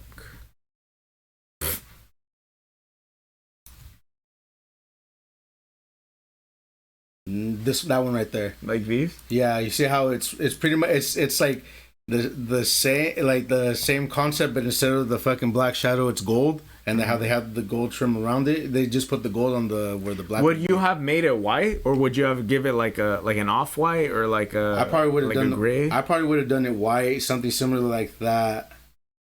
But then that's just going back to the Reebok jerseys and stuff, you know what I mean? But don't you think that just looks like their away jersey? Yeah, but like there's nothing unique to it. I think the selling point of that jersey is because it's black. You guys only have the red and white jerseys, huh? You guys have any other ones? We have the standard red and the white, and then we have our 94 or 5 throwbacks, the red ones that look old, that are like a little bit of a different color red and fucking the white numbers, I believe, and black outline. Yeah. And then the white version of that, the away version of that, and then those rivalry jerseys. So it's 5 because we have the rivalry. I think everyone's stuck with 4. Like they're because you have to get like your uniforms approved or whatever by the league and stuff. Yeah. So yeah. You know, one thing that I like, well, I don't even know what I was saying, but the Rams themselves, like they have the blue jerseys, their white jerseys, and then they also have like this weird one called Bone. So it's like almost like an off-white that they wear every now and then for like an away game. Mm-hmm. And I remember what I was saying. So one thing that I really like about the Rams, I don't know if the 49ers do it, but they'll throw out a jersey schedule. So it tells you what jersey they're gonna wear for each game. Yeah, they'll do that. Yeah, they'll do that. This is kind of corny of me, but fucking every Sunday I go and I look at what jersey they're wearing and I'll wear that jersey. Hey, there's nothing wrong with that. Because I have the modern, I have their blue jersey, I have their white jersey, I have the Bone jersey, I have their Super Bowl jersey that they made, and it was a black one. And then I really fuck with these, like the throwback ones. Hey, like this one. hey, I will say that fucking Dickerson jersey is fucking clean. Yeah, I have a blue one of this shit too. Shout out that guy, bro. Like Eric Dickerson. Goddamn, homeboy from the Eagles. He was so close to breaking that record. Glad they told him. Yeah, Saquon Barkley. Hey, he chose not to break it. Yeah, he chose not to break it, which is good. But it's like, bro, the trend that we're going in, there's so many more games. The level of competition that there is now, it's gonna happen. Yeah, it's gonna happen. But it's like, as long as Eric Dickerson still like has him, I'm not even fucking tripping. Like, I ain't tripping. Yeah, as long as he has. Hey, you know who I fucked with once they revamped their jerseys? Even though I fucking hate their guts, the fucking Seahawks. I really fucked with when they went from that nasty ass like fucking teal or like I don't know what the fuck color it was. And I think it was when they switched over to the Nike jerseys. Yeah. When it became more, it kind of looked like a college uniform. I fuck with those jerseys. I fucking hate them though. Yeah. I think the Seahawks. I think alongside with I think the Falcons still have, or even the Ravens too. But the Seahawks, they definitely have a very wide spread of jerseys. Mm-hmm. Very widespread. They have their throwbacks. They have their moderns, and then they also have different color ones as well. But the rivalry jersey for the Rams, it's like, it's a love and hate for me as well. I don't know what or how I feel about them just yet. But I personally, I already told myself that I'm gonna buy one. Right. I told myself that I'm gonna buy one, and it's gonna be a Puka one because I don't have his jersey. All right. And what is it about it that you're like the hate part? It's just the white letter. That's what I was about to say. This is part of the white because that's the first thing that stands out in the black jersey. Yeah, just the white letter on it. What the fuck is this? It's just the white letter because it stands out so much. I think if I would have redone this, I would have made the white black. Like to give it something else, but I would have outlined blue with yellow to make the number stand out still, even though it's black. So I saw a good one like this, something like something like that. I think this would have been dope. Honestly, that's dope ass jersey. Change the change the number, like the font of the number. Yeah, change the font of the number. Yeah, because that's a clean jersey. Yeah, that's a clean jersey, but change the font of the number and you're good. Yeah. You know one thing. Sorry to cut you off, but you know one thing I do like about the rivalry uniform for the Niners is the helmet. I fuck with that black helmet. Right, yeah, I fuck with that black helmet. They changed all the helmets too. I think theirs is just black, matte black with the yellow thing. Mm-hmm. It's kind of reminiscent of like the early LA days, 2021 and all that stuff. Like it was because they had the white with just the blue, and this one's just the matte black with the yellow. It's cool. I mean, it's whatever. But it's just that white lettering. White lettering is what throws me off. I kind of don't like it. Let's go back to the actual 49er. Oh shit! What the fuck? Why did 49er rivalry jersey? Yeah, I fuck with nice. with that helmet heavy, bro. I fuck with it. Yeah, that helmet is nice. Yeah, I like that. Yeah, the helmet's sick. Yeah, I like the helmet way more than I like the jersey. But like I said, I'm warming up to the jersey. And knowing me, I'll probably buy it, you know? Yeah. Did you, like I was saying earlier, have you actually looked into the jersey schedule that you guys got for this year? Yeah, I do believe that they set out a schedule for our jerseys as well. Did you notice that, at least for the Rams, that they're only wearing their rivalry jersey once? Yeah. Why? So are the Niners. I thought I think it's first for the Seahawks.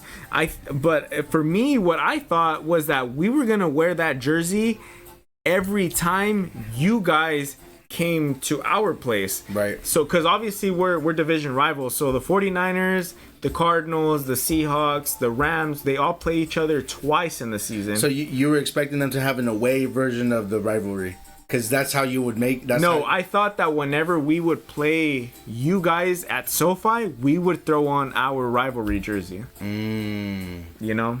Not away, because obviously, like, we're away. The thing is, when they do that whole rivalry series, both teams are wearing the fucking rivalry fucking jerseys, you know? Yeah. So it would only make sense for one game. But then you got the fucking Seahawks playing... multiple, I believe. So that's right. So I think don't hold me to that. Maybe I'm thinking about like a primetime game. But so the Seahawks and the Cardinals, they have a rivalry jersey, but that's an away edition. Yeah. So their jerseys are like. So they got two of them. No, they have one. But the Seahawks is like a gray, and then the Cardinals is like almost like an off-white. That shit looks whack. The Cardinals one looks whack with like it's like dirty or whatever. Yeah, because of Arizona, which is sandy asses. But it makes sense. So I'm assuming that you guys are gonna, whenever you guys wear your jerseys, it's like week 17, I think it's gonna be versus the Cardinals and Seahawks. It's against the Seahawks. I think the NFL has a rivalry jersey schedule. Okay, yeah. Now let's look that up. NFL rivalry jersey games or whatever.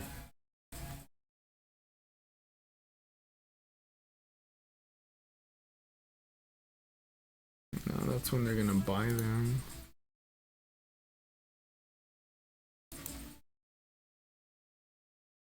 No, I don't know.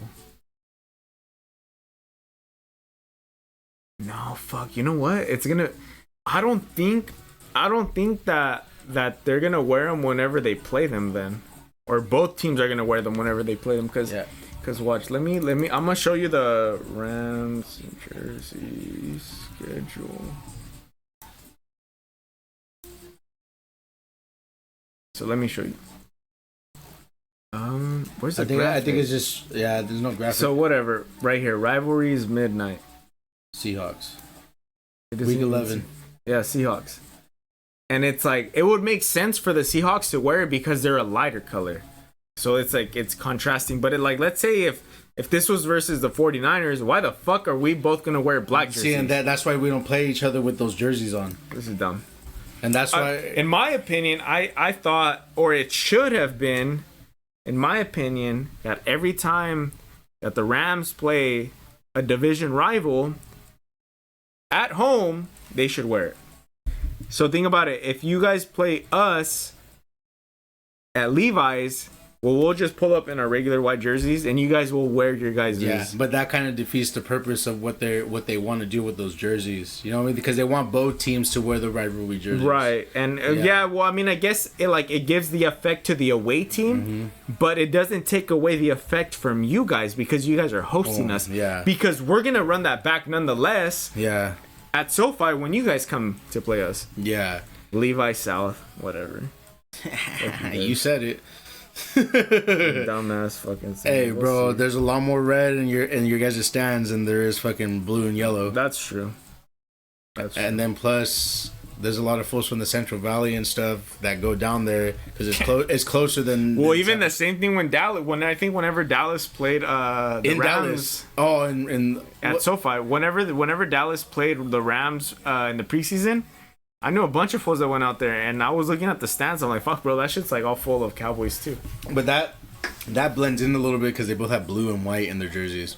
Obviously, they're like a navy though. Yeah. You could see the Rams jersey stand out. Oh, the contrast, yeah. It's a brighter blue. Hey, you know what? This is gonna be funny saying, but you know what? The best jerseys I've held to a fucking like these fucking badass fucking jerseys. The fucking Cowboys Thanksgiving jerseys with their star. Oh yeah, I fuck with that jersey. Yeah. It's so nice. Like it looks classic. Yeah, like I said, I fucking hate them, bro. I hate them. Hate them more than the Raiders because they're not rivals. What do you think? Well, obviously because we're all locals. I mean, we're all locals. So you yourself, you were a 49er fan because it was inherited, right? Yeah. Yeah. For me, I'm gonna be honest, and I mean, well, a lot of people know that early on, bro. Like maybe I was like a middle schooler. or even elementary school too. Like I was a Cowboys fan. I like the Cowboys. I actually have one of those jerseys that you're talking about, and eventually after that, when I became a fan of them is whenever they won the NFC, the division. They were the number 1 seed, and they went to play the Giants, and they lost versus the Giants, and then the Giants went on to play the undefeated Patriots, and they won the Super Bowl. So that's whenever I became a fan of the Cowboys because they were doing so good. They had T.O., Tony Romo, I think Marion Barber was still there. Van Der Esch, the linebacker, or no? Oh yeah, they had DeMarcus Ware. There's Roy Williams. I remember they had a fucking linebacker. They've always had the linebacker with that fucking pad coming out of their fucking back. Oh, you know what I mean? Like the little I don't remember the name neck of that roll. guy. Yeah. No, not the neck roll, but yeah, that plate. But that's whenever I was like a fan of this. This was like fucking years ago. But then like after they just started sucking. Like after them, bro, they just started sucking really bad, and then. I think like the beginning of my in high school, I just kind of stopped paying attention. The years go on, and then I started. I was close to graduating, so I told my cousin Rigo. Shout out to Rigo. I told him I was like, "Hey, bro, like I want to start watching football again, but I want to choose a team that I could actually go watch." So I was a Dodger fan and I was a Laker fan. I was like, I want to choose like my football LA team. And during that time, whenever I was watching them, there was no LA team. Mm-hmm. So then I told them, I was like, well, I got the Chargers or I got the Rams. Like, what do you think? And this was whenever they had golf. They had fucking Aaron Donald. They had I think they still had fucking Todd Gurley too. And and he was like, oh no, he's like, you gotta go for the Rams. So I'll go for the Rams. I'm like, fuck it. Like, well, okay, whatever. I'll go for the Rams. And I started watching them. That year that he told me to go for them was the year that they played the Patriots in the Super Bowl. Fucking lost horribly. And then after that, like I was like, well, whatever. Like I wasn't super big on them, but I was like, I'm gonna continue to watch them. Sure enough, come fucking 2022 or whatever it may be, and then then they got that nasty or that crazy ass trade with Matthew Stafford and Aaron Goff or Jared Goff. And then we went to play you guys in the NFC Championship. Whooped you guys is. You guys didn't whoop us. You guys beat us on a turnover. Oh yeah. You guys threw a pick that play. Exactly, but I'm saying you guys didn't whoop us. Yeah, blame. Like whooping is winning by like 2 touchdowns. Blame true. Jimmy G. Yeah, blame Jimmy G. Oh, and now we fucking lost. Yeah, fuck yeah, we lost. And now he plays for the Rams. Bro, I almost want to get a Jimmy G jersey just to have it. Just to troll. Yeah, just to troll you guys. Yeah, that'd be fucking funny. But yeah, then after that, well, they won the Super Bowl, and I was like, cool, I have the memorabilia. Up there too. So just piss on it. Yeah. Nah. Now it was fun, bro. I mean, football to me, it's all fun. It's not super serious, and that's what I like about the Rams fan base right now. Is like, it's not super serious. It's lax, you know. What I because mean? you know, out here is the Cowboys, the 49ers, and the Raiders. Bro, if you catch a diehard Raiders, Cowboys, or 49er fan, annoying as fuck, you're gonna end up fighting them. Yeah, they're annoying as fuck. Like, like it's not even diehard. It's just fucking. They only care about. They don't care about football as much as they care about their team. Mm-hmm. And like I said, that's. But they're lifelong fans, and it's like their pride. Understandable, you know what I mean? You know what I mean? But like, I feel like you get the most enjoyment out of the NFL being a fan of football. Yeah. Like you said, like me, I've been saying I hate these fools, but I give credit where it's due and stuff. You know what I mean? Like Puka Nacua, like that fool's a great fucking receiver. You know what I mean? Bro. Matthew Stafford, I've always liked that fool, even when he was on the Lions, because that fool looked like a frat boy. It's like his fucking his picture when they pop up the pictures and stuff. That fool looks like, hey, give me your beer, bitch. What's homeboy, the one that played college? That was like the biggest what if? Johnny Manziel. Yeah, Johnny Manziel. That fool that never watched tape and whatever. And it's funny because there was and he won the Heisman. No, yeah. I think it's crazy because he's recently getting so much hype.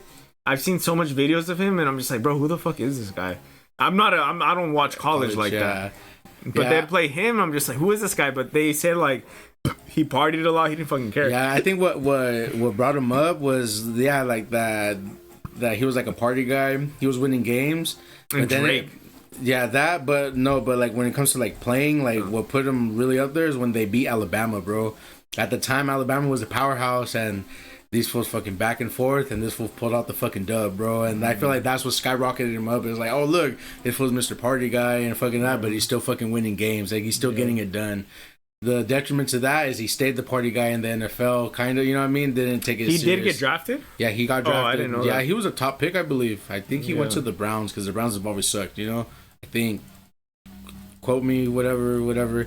But that fool carried those tendencies into the NFL, and it just didn't work out. Mm-hmm. That fool would never watch film. I was watching a documentary. I think it was about him or whatever, but they were saying that, he was saying, I watched film, but on his tablet, it said that he logged 0 fucking hours on the fucking... Oh, fuck. He just didn't care. Yeah, he didn't care. He just thought that fucking his athleticism would carry him on. It's like... But you know how crazy that is? That's literally like... If you can kind of correlate it back to that, because it's like no, you guys are in my world, like this is my shit, like I'm gonna fucking make it happen. Yeah, college great though, for sure. College great didn't really translate in the NFL, and such is life. You know what I mean? Yeah. Speaking about the Browns, you got homeboy. What's his face? Shador Sanders. Yeah. They actually, bro, they beat the Rams. I mean, they're the only teams, and he was leading that game. They're the only team that actually beat the Rams. Well, in the preseason. It is preseason. It is preseason, so the backups beat the Rams backups. You know what I mean? That just means that their backups were better, and the people that are fighting for spots. Mm-hmm. I mean, we'll see. I mean, I don't know. They got fucking Joe Flacco, fucking Deshaun Watson, fucking pervert, and Shador Sanders. So we'll see. You know what I mean? Joe Flacco, isn't that a Baltimore Ravens quarterback? He used to be. Or are you just saying they're historical players? Recent. Joe Flacco played. I don't play. I believe he's still in the league. Hold on. Nah, you're tripping. You don't know ball. Yeah. Yes, bro. Oh, Joe Flacco. Joe Flacco is the Browns starting quarterback. I believe they named him the fucking. What the fuck? Yeah, I want to look at his career. Look it up. I thought he was already. Retired. He was on the fucking Ravens for a fat minute. That was pretty much what made his career. Oh, you're right. Yeah, I don't fucking know ball. That's all good though. I've said that before. What am I looking at? Joe Flacco. Where's his career? Oh, there you go.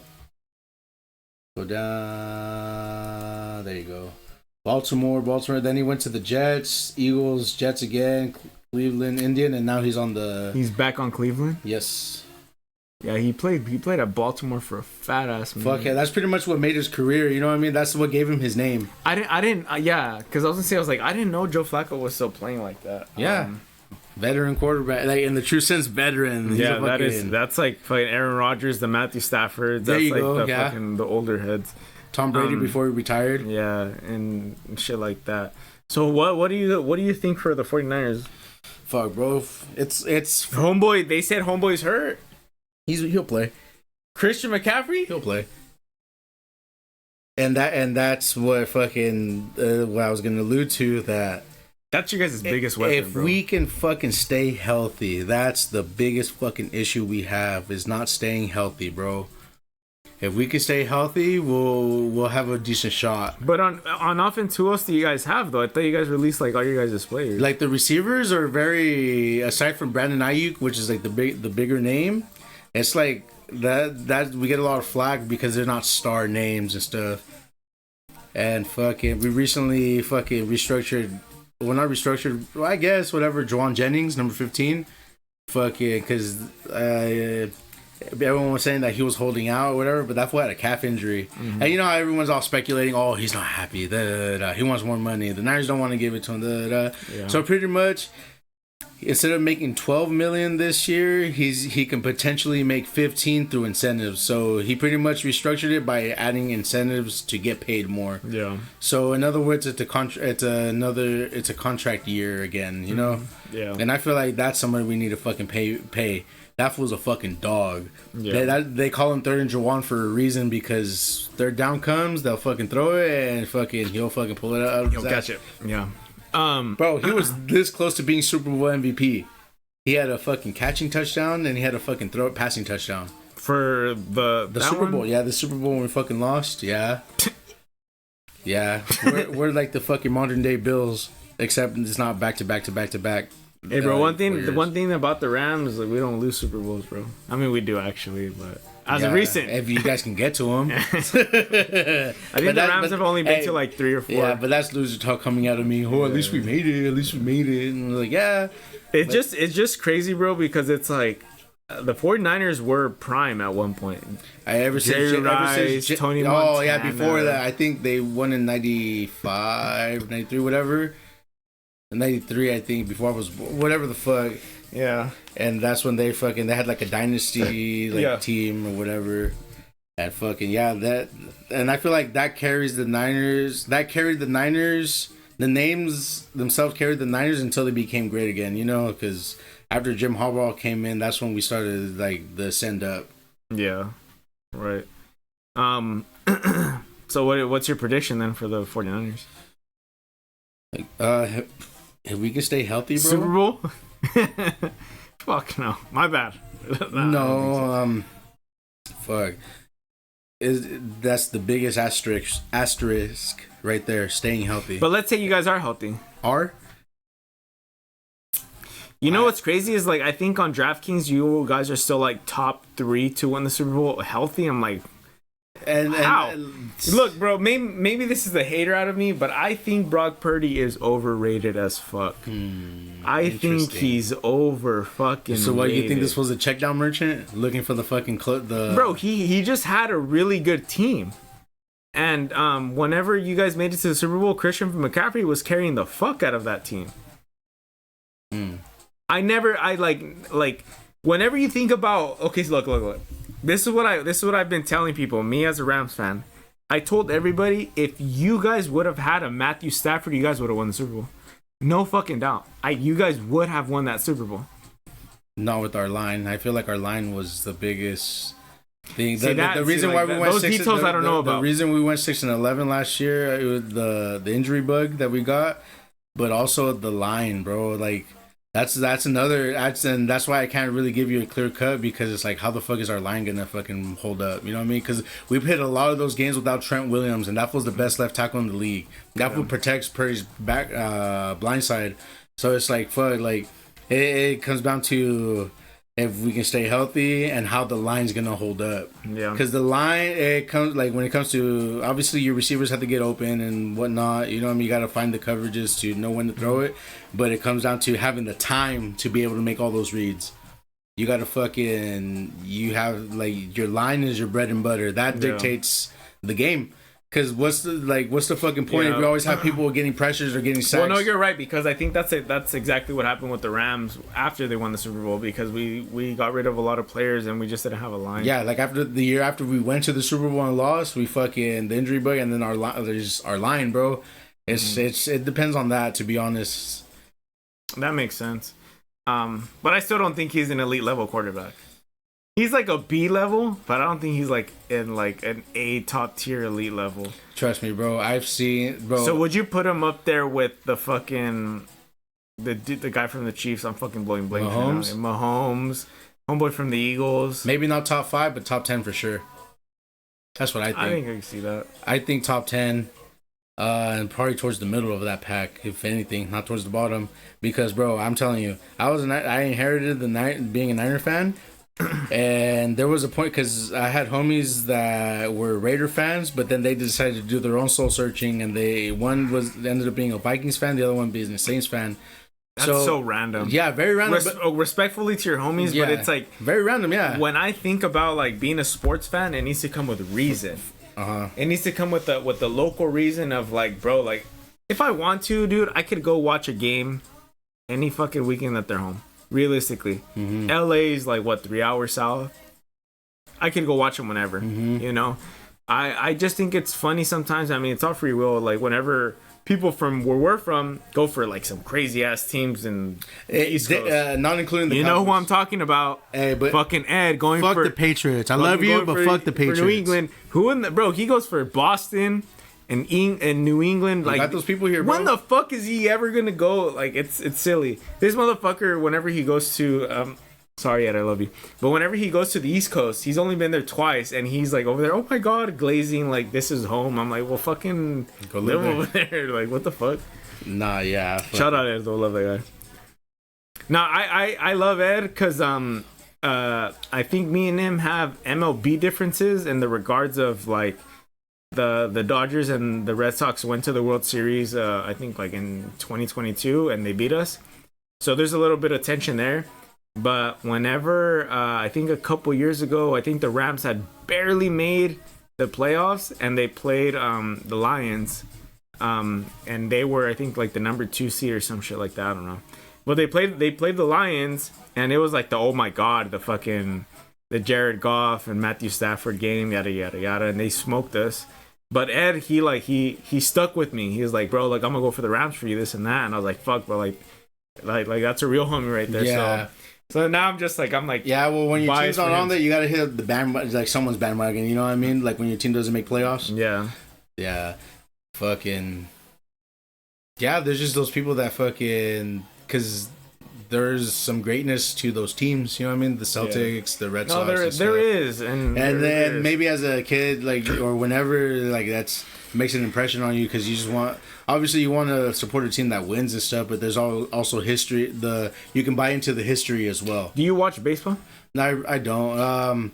I'll tend to watch short during the playoffs and the World Series, because it means because they play 80 whatever games. Yeah, that's a lot. Yeah, so once it starts meaning like, all right, like it's another step closer and they're out. Yeah, bro, the fucking goddamn, bro, the Dodgers and the Yankees, I feel like that was such a classic. Bro, what the fuck happened because my cousins, the Yankees just shot the bed. Yeah, bro. Like, what was it, like fucking 11-2 or something, or like it was up there. It was double digits to like 2. I feel like both teams went into game 1 very confident, but what really like set the tone was whenever Freddie Freeman hit the grand slam with bases loaded, and they went on to win the game. I think that within itself really said it. I think Ice Cube performing really said it, and I think when Fat Joe performed for them, that's what really killed it. Well, I mean, he's a fucking. I would have gotten 50 Cent, but you know what I mean? Yeah, bro. Because Fat Joe is New York. He is New York, but 50 Cent, I would have probably gotten. He's not the face of New York. Oh, bro. I've never thought about that. I think you're right. I feel like it would have been. It would have given their stock a little bit more if it was 50 Cent. Yeah. Many man.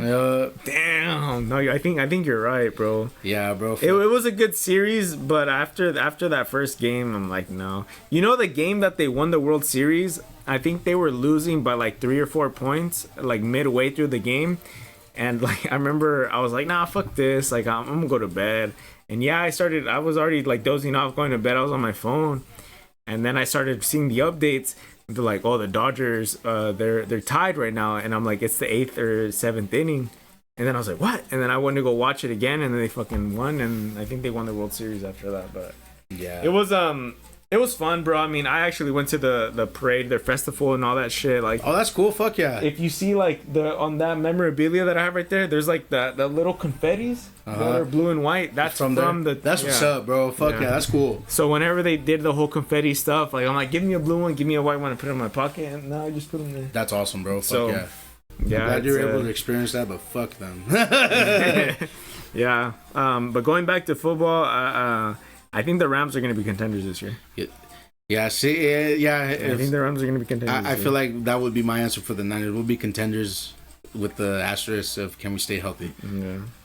Yeah. Our biggest, your guys' biggest problem, I think, is just us. I think the Seahawks might creep into it, but I feel like your biggest problem is us against the Seahawks is always up in the air because if anything, if there's any team that in our division that don't like each other, it's us and the fucking Seahawks. We fucking like even the players. I remember Fred Warner gave a pregame speech like, "We hate these boys." Like I was like, "Yep." Yeah. I see it. And I was like, so it's not just me, you know what I mean? Yeah. And then probably because it's like the past, you know. So would you say that the Seahawks are your guys' most, like, you guys hate them the most? Yes. The team themselves and me as a fan, yes. I hate the team I hate the most in the NFL is the Seahawks. I hate the fucking Seahawks. I think for the Rams, it's you guys. I think for the Rams, it's you guys because you guys are always going to be known as the Cali team, and you guys are always going to have that above us. Anytime, and like I've admitted it before, like Levi South is a real thing. Yes, whenever you guys come, you guys take us over, bro. And I would say it's almost the same thing as a recent whenever the Dodgers play the Giants, because the Giants haven't been doing that good. But if you if you go to a Giants and Dodger games, whenever the Dodgers play up there in over there in their stadium, all blue. So. But I'm excited, bro. I mean, NFL, it's always exciting for me. It's exciting because it's like I don't have to keep up with a lot of games.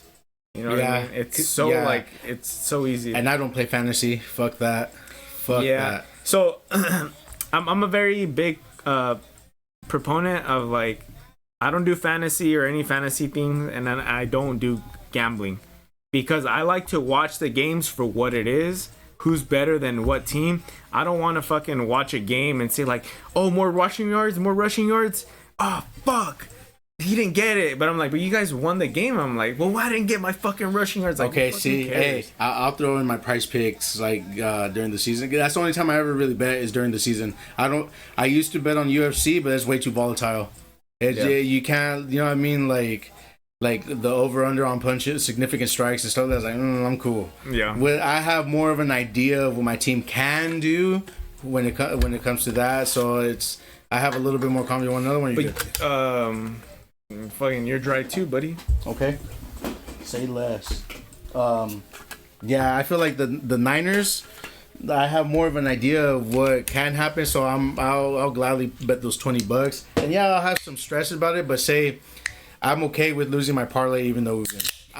I myself am okay with it. Yeah, there's times where like, oh, I was this close to whatever, and I've been super close. Oh, and a little fun fact. So when I woke up from my surgery and my family FaceTimed me, my cousin's like, "You hit your parlay," and then my fucking the monitor started beeping a little fucking loud, like, dee, dee, dee. Oh yeah, because I was all excited. I was like, "Shut the fuck up!" I was like, "Shut up, bro! Don't tell me that." I was like, "Yeah," and I hit 5 out of 6 instead of the 6 out of 6. So I just doubled up my money. I'll take that any fucking day. You know what I mean? Like winning $40 is like shit. I'll act like I fucking win $1 million because I won. You know what I mean? Yeah. But yeah, Yeah, I'll hit my bets during the season here and there, and like how you're saying, there's a lot of people that get mad that their parlay didn't hit. Well, I was like, well, fuck. The way I think about it, that's money that's already gone. I'm expecting to lose this money anyways. So it shouldn't be money that you need. It should be money that you're like, I'll throw it in that's there. and that's what gambling should be. Like when you go to the casino or something and you saw $200, consider those $200 gone. You know what I mean? But don't you think all money is earned money? Definitely, yeah, it is. But it's like you have to go into it knowing that gambling itself is volatile. It's not always gonna be cold cut. So be prepared to lose that money. You know, I just read Felix's chat. 50 Cent is the king of New York. Jay-Z is whack. Yeah. Oh, in the market sense, yes. Bro, Jay-Z is another guy for New York, but I don't think he's a king. No. But hold up, because you know why I gave that reaction was that I think in the 2008 or 2007 World Series when the Yankees went on to win is whenever him and Alicia Keys dropped the Empire State of Mind. Yeah.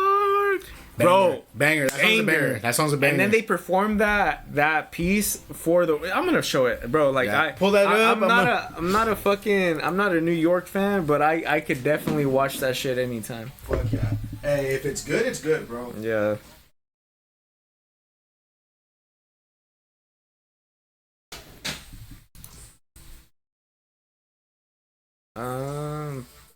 Pulling this up. Empire State of Mind.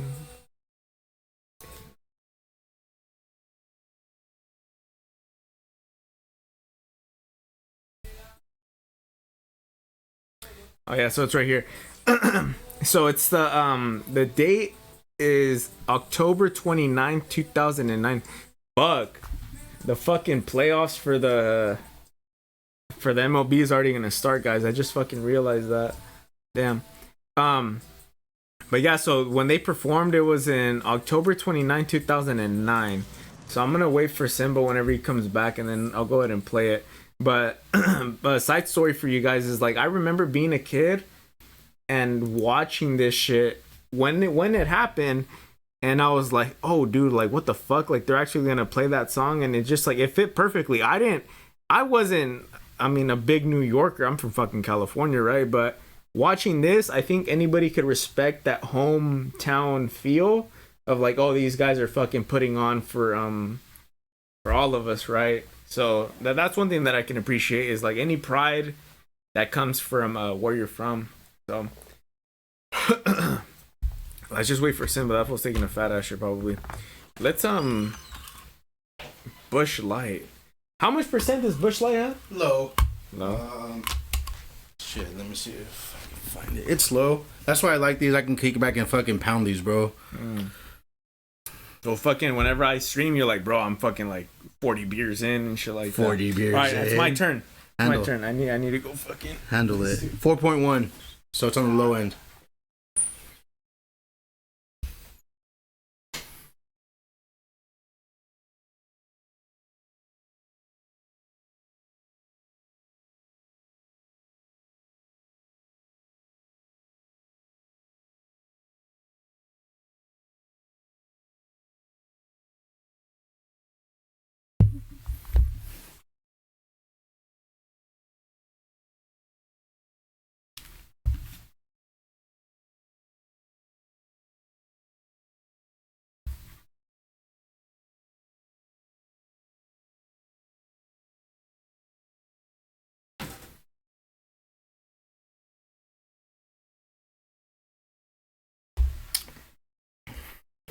Yeah, bro. It's funny. The Bush Lights.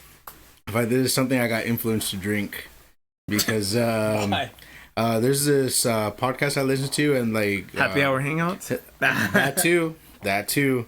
But none of you guys drink white man beer like this. There's this podcast I listen to and one of those fools is like, this was fucking hilarious and this fool fucking drinks Bush Lights. And he's like, yeah, they're fucking delicious. You can just fucking drink them. And then when I got them, I was like, they're pretty good. You can't just drink them. I mean, they're very like Coors Light-ish, you know what I mean? Very like I guess bland, but it's like water, you know what I mean? Like to me it's like drinking carbonated water with yeast and fucking I can drink a bunch of these and fucking be all right. Yeah. What about Bud Light? What do you think that's? I'll drink them, but I actually don't like the taste of Bud Light. Bro, you know, I was telling my cousin this earlier or yesterday. I told him because he had sent me a video of him drinking Bud Light, and I told him, I was like, bro, Bud Light is for me is an underappreciated beer because so many people hate on it, but it's not bad. Yeah, and I tell him, I'm like, bro, like if you go to a bar, if you go to like B-dubs or like a sit down restaurant that has a full bar, try Bud Light on tap and you will not fucking regret it. It's like just different, bro. So smooth, a little bit of salt and lime. Everything's better on tap, bro. That is true, but Bud Light in particular, yeah. So like I said, I don't necessarily like it. Like, oh, it's my favorite, but I will enjoy some Bud Lights. You know what I mean? Because you're a fake American, bro. It's all right. It's all right. But yeah, so what I was telling the chat earlier, whenever you were taking the shit, so this was in October 29, 2009, and what I was telling him is, bro, like I remember watching the World Series with my dad, and whenever they performed this, I'm like, what the fuck? I'm like, bro, this is dope. This is like basically what Ice Cube and playing Bow Down for the Dodgers was to the Yankees. Yeah, this was to the Yankees, so I'll just let you watch it.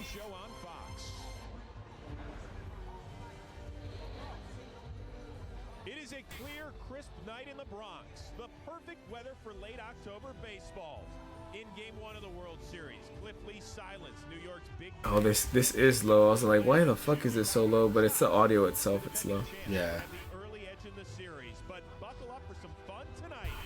Oops.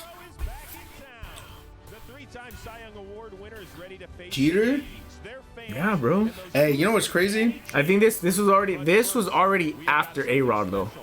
But it was Jeter though. Hey, you know what's crazy? I randomly tuned into a baseball game and it happened to be Derek Jeter's last game. Oh, for real? Yeah. Like I just randomly tuned in and like at that point I had already like sports, you know, like sports, whatever. Just because I don't watch it doesn't mean I can't enjoy sports. Yeah. Bro.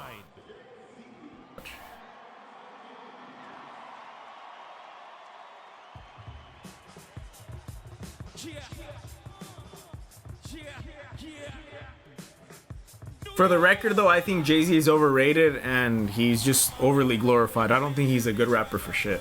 I think the opposite. I think he's a great rapper. Not on my. He's not my top 10. Like not on my. I listen to him. I seek out his music, but I think he's a great rapper. I don't. That's a different combo. Shit. So she's getting down on the keys and singing.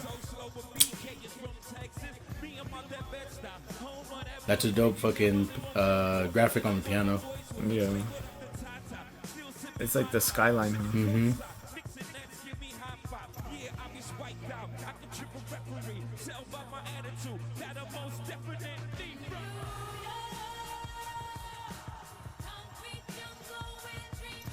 That's so fire, bro. World Series in the heart of New York. This is literally their anthem, bro. This shit's so fire.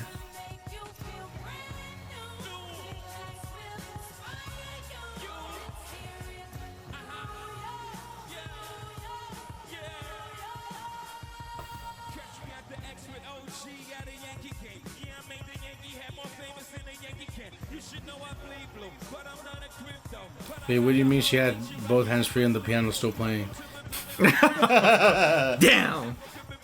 I think they have an audio. Who's playing the piano? That guy right there.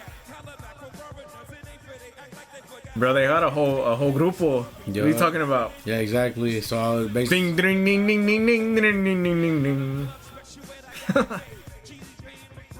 out of uniform. Where the Tejanas at? That's in New York on them. Hey, bro, you already know that YN from where we're from. That stands for Young Norteño. Young Norteño. Yup. That's why they banned that one in the LA hat. That's stupid. Yeah, it's dumb.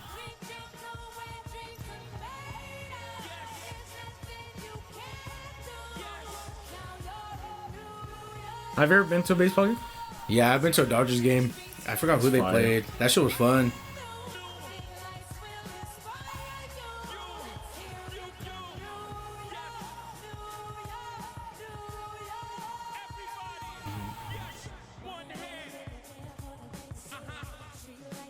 This is my favorite part of the song.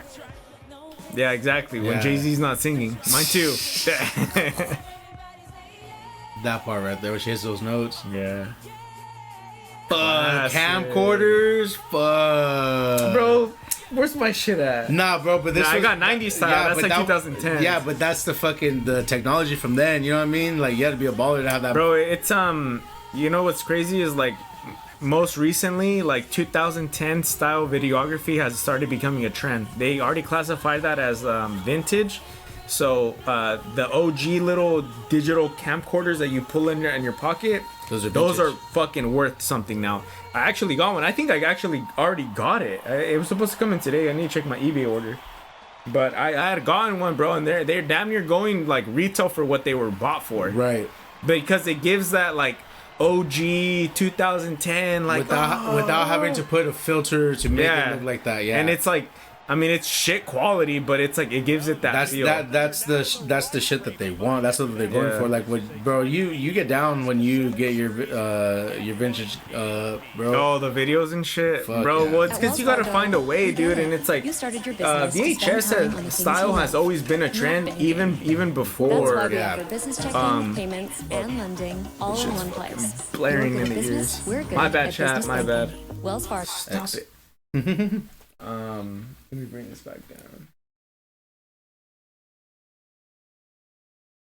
But yeah, VHS style like camcorder shit has always been a thing, even during that time. But as of recently, like old school, like early digital, like 720p when it was barely found, that is starting to become a new thing.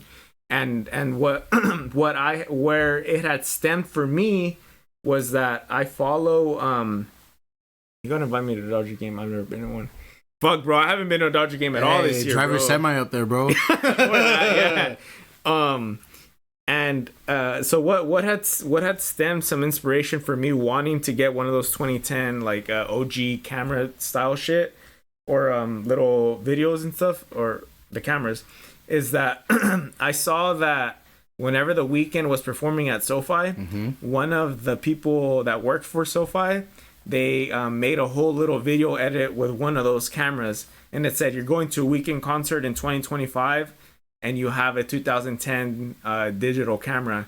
And the recordings, I'm like, bro, that shit is fucking and it fits that fool's like theme. You know what I mean? Yes, because Like, that's whenever it was founded, bro, like the 2010s and shit. So I was actually gonna watching that made me want to watch the fucking the Dodger one. Did you see what fucking Opelix put? It's like, but they need Woody for the fucking Niners. Bro, imagine if A Woody hologram, and he said a hologram of Woody. Yeah, imagine if Woody would have gotten that big. That shit would have been so fire. I think Woody is the only fucking norteño rapper that would have been able to make it to that point in his time. I'm not gonna say now because Big Tone and all these other young rappers have actually like been up there.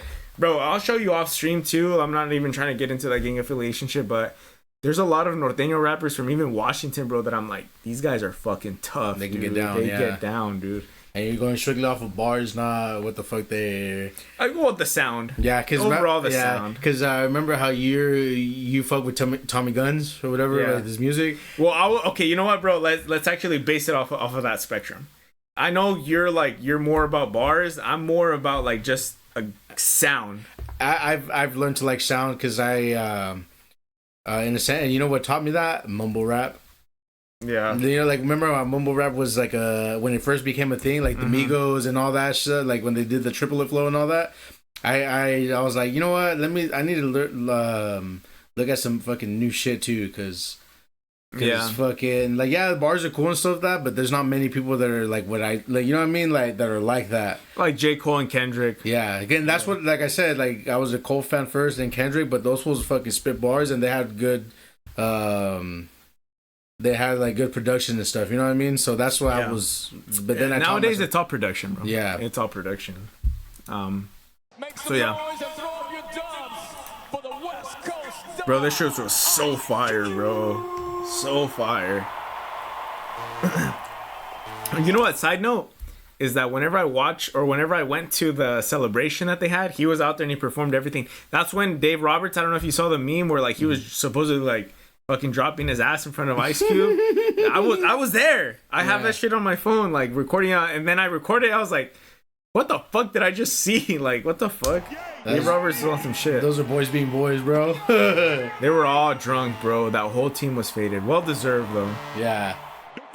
Because, my bad, I'll start it over. But because basically the way that they set it up was that they were going to do the tour parade first, and then they were going to come back to the stadium to do this, to basically do the celebration. So we pulled up early, and then whenever we pulled up, well, they opened the park up early so everybody can get their drinks in, they can chill, listen to music, watch a bunch of other people just like say their 2 cents. But simultaneously on their big screen, you could see the parade going on live. So they then whenever it's funny because whenever I pulled up, we saw the buses leaving to go do their parade. So then they went to go do their parade. We were watching it live, and then whenever they came back, well, we were already there buzzing, and then the whole celebration had happened. That shit was so dope, bro. Yeah, that's what's up. One day I'll go. If you could choose a parade or the celebration, choose a celebration. You got your own seat. You got beer. You don't just have to show up 4 hours early. Just be like, and then just leave. Like a roller coaster, wait your turn, they pass by, and that's it. Yeah.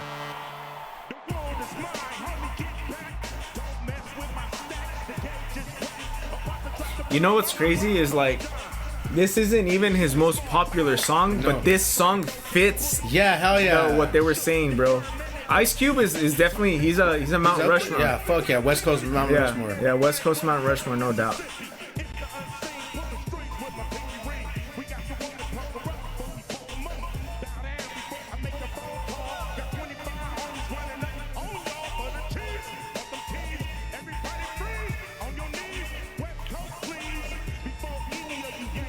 I remember it was yeah, these fucking That's guys. right, white boy, get it, my boy. Bro, but it's literally like bow down when you come to my town. Like, damn, bro. Freddie Freeman.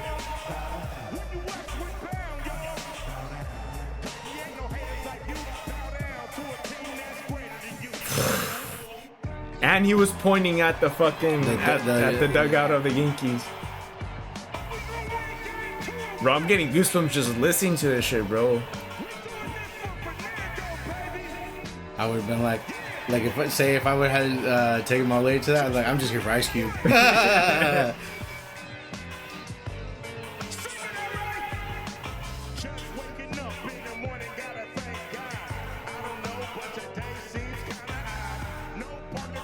You know what's so crazy, bro? Is like, you know when the first time it was that I listened to this song? San Andreas.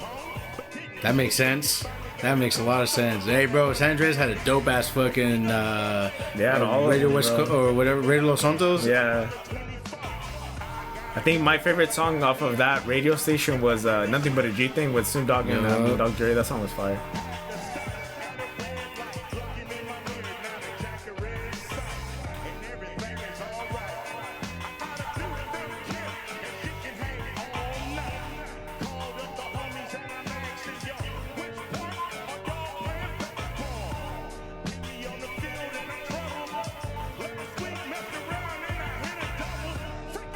I changed up the lyrics.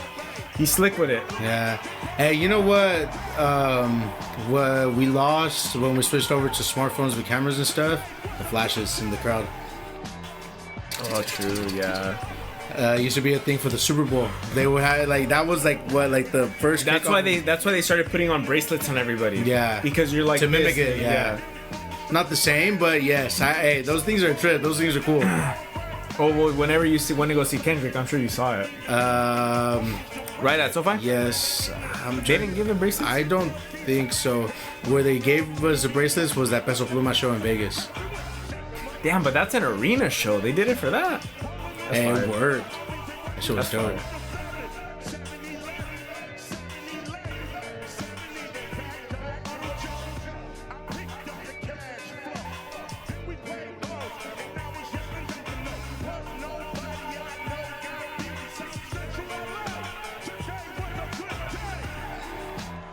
You know, bro, like, I think another reason why I, like, have a lot of love for LA is that I actually lived out there for a few months. I lived out there for a few months, so like all those, like when they talk about certain cities within like LA County, I'm just like, bro, like I'm familiar with that shit. Like I remember driving up and down like Compton whenever traffic got bad, and I just drive through Compton and shit just to get to where I was supposed to be at. And I'd see like all these other places too. I'm just like, damn, bro, like this is an everyday thing for me. You know what I mean? And it's like, but they made it to a trend where it's like you talk about Compton, you talk about Santa Monica, you talk about all these other places in East LA, fucking South Central. You know, one of the craziest things actually is like I would drive by South Central a lot whenever I would commute to work over there in LA. And this is so random. I just thought about it because I think Fuerza Regida and all those guys are from like South that, Central, South Central in that area. And I remember one time they did a pop out for like for an album that they were gonna release, but this was already way after I had moved back home. And whenever they did the pop out, I was like, oh no shit, I'm like, that's pretty dope. And I went to go look at where it was. I'm like, bro, I would drive up and down that fucking street whenever I was living up there, dude. Like it felt weird because I'm like, I know where they're gonna be at, you know. And I don't know, man, like things like that, when I see things for the Dodgers and even Something LA that's in familiar, general, it's yeah. like, oh, yeah, it's like you almost have like a fuck, bro, like I was there, I remember that type of shit. I don't claim LA like that.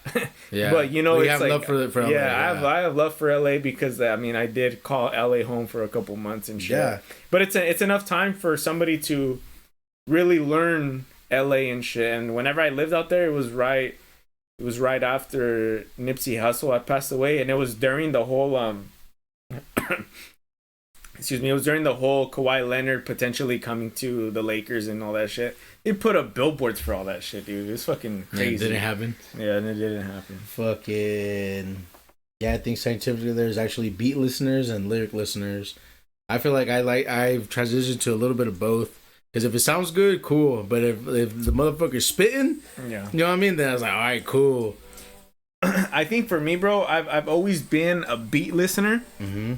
I've been a beat listener, and the reason why I remember, or that I know that I'm a beat listener, is that whenever I would listen to certain songs with some of my cousins, I'd only listen for just bass and like a good a good synth, like a good beat, pues. And I remember my cousins were talking about what certain songs were talking about, and I remember saying like, bro, who fucking cares? Like, just listen to the song for what it sounds like. And then they're like, bro, what are you talking about? Like, literally, you listen to a song for the words of it. I'm just like, oh. And then after that, I started listening to lyrics, and like I started getting more into lyrics. But I'm like, fuck, I've always been a beat listener first. Like, I'll listen to a song if it has good lyrics, but that comes already, I wouldn't say forced, but willingly, I would need to be like, oh, those are good lyrics. Like, let me listen to it. Like, whenever Kendrick dropped the Control with Big Sean and all those guys, I remember it didn't catch my attention because of the beat. It caught my attention because of the craze. Yeah. And then everybody's all, no, listen to this song. And yeah, I could dissect the song like to the T. I mean, I listened to Woody and all of his shit were all lyric songs, but he was also able to mold his songs into a good sounding beat that it gravitated me even more. So even with like modern day music and shit like that, like even this shit right here, like with Fuerza Regida and Grupo Frontera, like those guys, they make music that my ear attracts to naturally, you know. But I mean, how he said it's like to each their own. You gooner, what the fuck? Gooner. Where did that come from? I know, this fool. Weird. Yeah, I feel like I was a beat listener when I was younger because I would just listen to radio hits, and that's nothing but beat. Like, you know what I mean? Like the production, you know what I mean? Because it's on the radio, it's like, oh, it's catchy and da da da. Yeah. And I think that when I started listening to J. Cole, that's when I started becoming a lyric listener. But like it was still back there, you know what I mean? And then eventually it evolved to like, all right, cool. It's not just about bars. You gotta have some belligerent shit in there. You know what I mean? Some shit that like shit for the bitches, like what you would call, you know what I mean, or like shit for like just a good time. You know what I mean? No, yeah, I get it. I think my first real appreciation for music or the people that I would call like almost goats in the regards of beat making was like Little John, bro. Besides his whole trend of making like house music and EDC music and shit like that. Before that, he was making like a lot of good rap songs. Bro, he gave us Blow the Whistle. He was good. And whenever I got older, I started watching a little bit more interviews, not with Little John, but with his associates. Mm-hmm. And they would always ask him, well, how was it like working with Little John? And they would say like, no, the thing about Little John was that he wasn't just trying to make music. Like, he didn't fucking care if you wanted to make a song with him. He didn't care if he wanted to make a song with you. He wanted to make a fucking good radio hit. You know what I mean? And if you listen, bro, like you remember Goodies? I think that was a Little John produced song with Sierra. Like, those type of songs, bro, they're like, when you think about mid 2000s, you think about Little John production, and you think about Scott Storch and 50 Cent. Yup, fuck yeah. And those are the guys that like made that sound possible and give us that nostalgia of like, fuck yeah, like this is a fucking 2000 song right here. And more than anything, how you said nostalgia, now more than ever, nostalgia sells. Nostalgia sells, bro, because people want to be reminded of what they think were better times and stuff, you know? Well, even with movies, bro. Yep. Toy Stories, everything, bro. Like, even the kid movies and shit. But it's a great marketing scheme. I'm not going to hate on it, because they made all these movies that were on whenever we were kids, and then they bring them back whenever we're adults and shit. So yeah, because they got to market it like all right. Because they play long game and stuff, you know what I mean? It's all right, they grew up on this, just fucking bring it back and do it, whatever. And sometimes it's good, sometimes it's shit. Yeah. No, I get that. Oh, shit, bro. Simba, we're rolling on. I think, like, bro, we've been at this for a while. 3 hours and something? 3 hours. We're pushing 4 hours. The last time, or whenever my cousins came on, Los Estudiantes, and their friends came on, they had asked me after that, they're like, what's your longest podcast? I'm like, fucking, like, maybe 5 hours. They're like, what the fuck, bro? No way. I'm like, yeah, dude. I'm like, sometimes the conversation is like, you don't ever chill with your homies, not like take the camera away. You never just kicked it with your homies. Yeah, I'm like, that's exactly what it is. Yeah, bro. Like last night, I was at my parents' house, and then one of my boys, he was free, and we don't get to see each other that often. So that fool came through with a pack of White Claws, bro. We kicked it like at 10:30, 11. Then fucking we didn't stop it. Like we didn't call it quits until like 3:30 in the morning. Yeah, and that's not we were getting fucked up. It was just a 12-pack, you know what I mean? But it's just conversation. So sometimes time just passes, off, bro. Like, I mean, dude, in my mind, I still have a plethora of conversations that I can talk to you, and it's like, but it takes two to tango. You know what I mean? Like, you gotta be willing to talk about it just as much as I want to be willing to talk about it. And a lot of people are just like, it could be the newer generation of kids that are shorter attention span and stuff. Yeah, because they got reels, quick hitters. And it's like, sometimes you just gotta, I wouldn't say live in the moment, but just like acknowledge the conversation and just give input. Yeah, you know yeah. But damn, 5 hours. What pod was that? I think that pod was like with these fucking guys. I don't remember one of their pods, bro. Like, I was fucking I was fucking. What am I talking about? It was for a long time. It was for a while. You over here shooting pornos? Damn, my boy. Nah. But yeah, bro. Sometimes the conversations be stemming that far. So. Yes, sir. So we're on our closing thoughts. Yeah, basically, bro. Oh, we'll just. I mean, I think right now is a good time to close because well, fucking, I haven't ate. Yeah. I'm fucking hungry. So I want to go. Me and Simba got some fucking glizzies we're gonna go make right now. So I gotta go start cooking that shit up. Tacos de pito, homie. Exactly. Salchicha. So I think this is a good spot to end it. Simba, any final words? Any final thoughts? Anything? Any messages you can pass on to the youth? To the youth, fucking wait your turn to do things. Don't grow up too fast. Fucking actually try to listen to what people give you, whether it's coming from whatever, because you can learn from everything. You know what I mean? Like it doesn't hurt to be like, okay, let me see what the fuck, and if it doesn't benefit you, whatever, cool, then whatever. And yeah, and then like as always, fucking just like last pod, shout out to my old lady, bro. You know what I mean? Like, yeah, might be annoying or whatever, but nah, love your old lady. Love, or just love your person. You know what I mean? Whoever you have in your life, love your fucking person. And I don't post her much, whatever, because I'm not like my social media is for just to keep in touch with my gente. You know what I mean? But when, like I said, right now, it's the perfect time. Like I talk about my old lady. You know what I mean? Like that's how I post her or whatever. You know what I mean? So any chance I get, fucking shout out to my old lady. You know what I mean? Shout out. Yeah, hell yeah. All right, man. So we'll leave it at that. Simba, thank you again, man. Yes, sir. Showing up.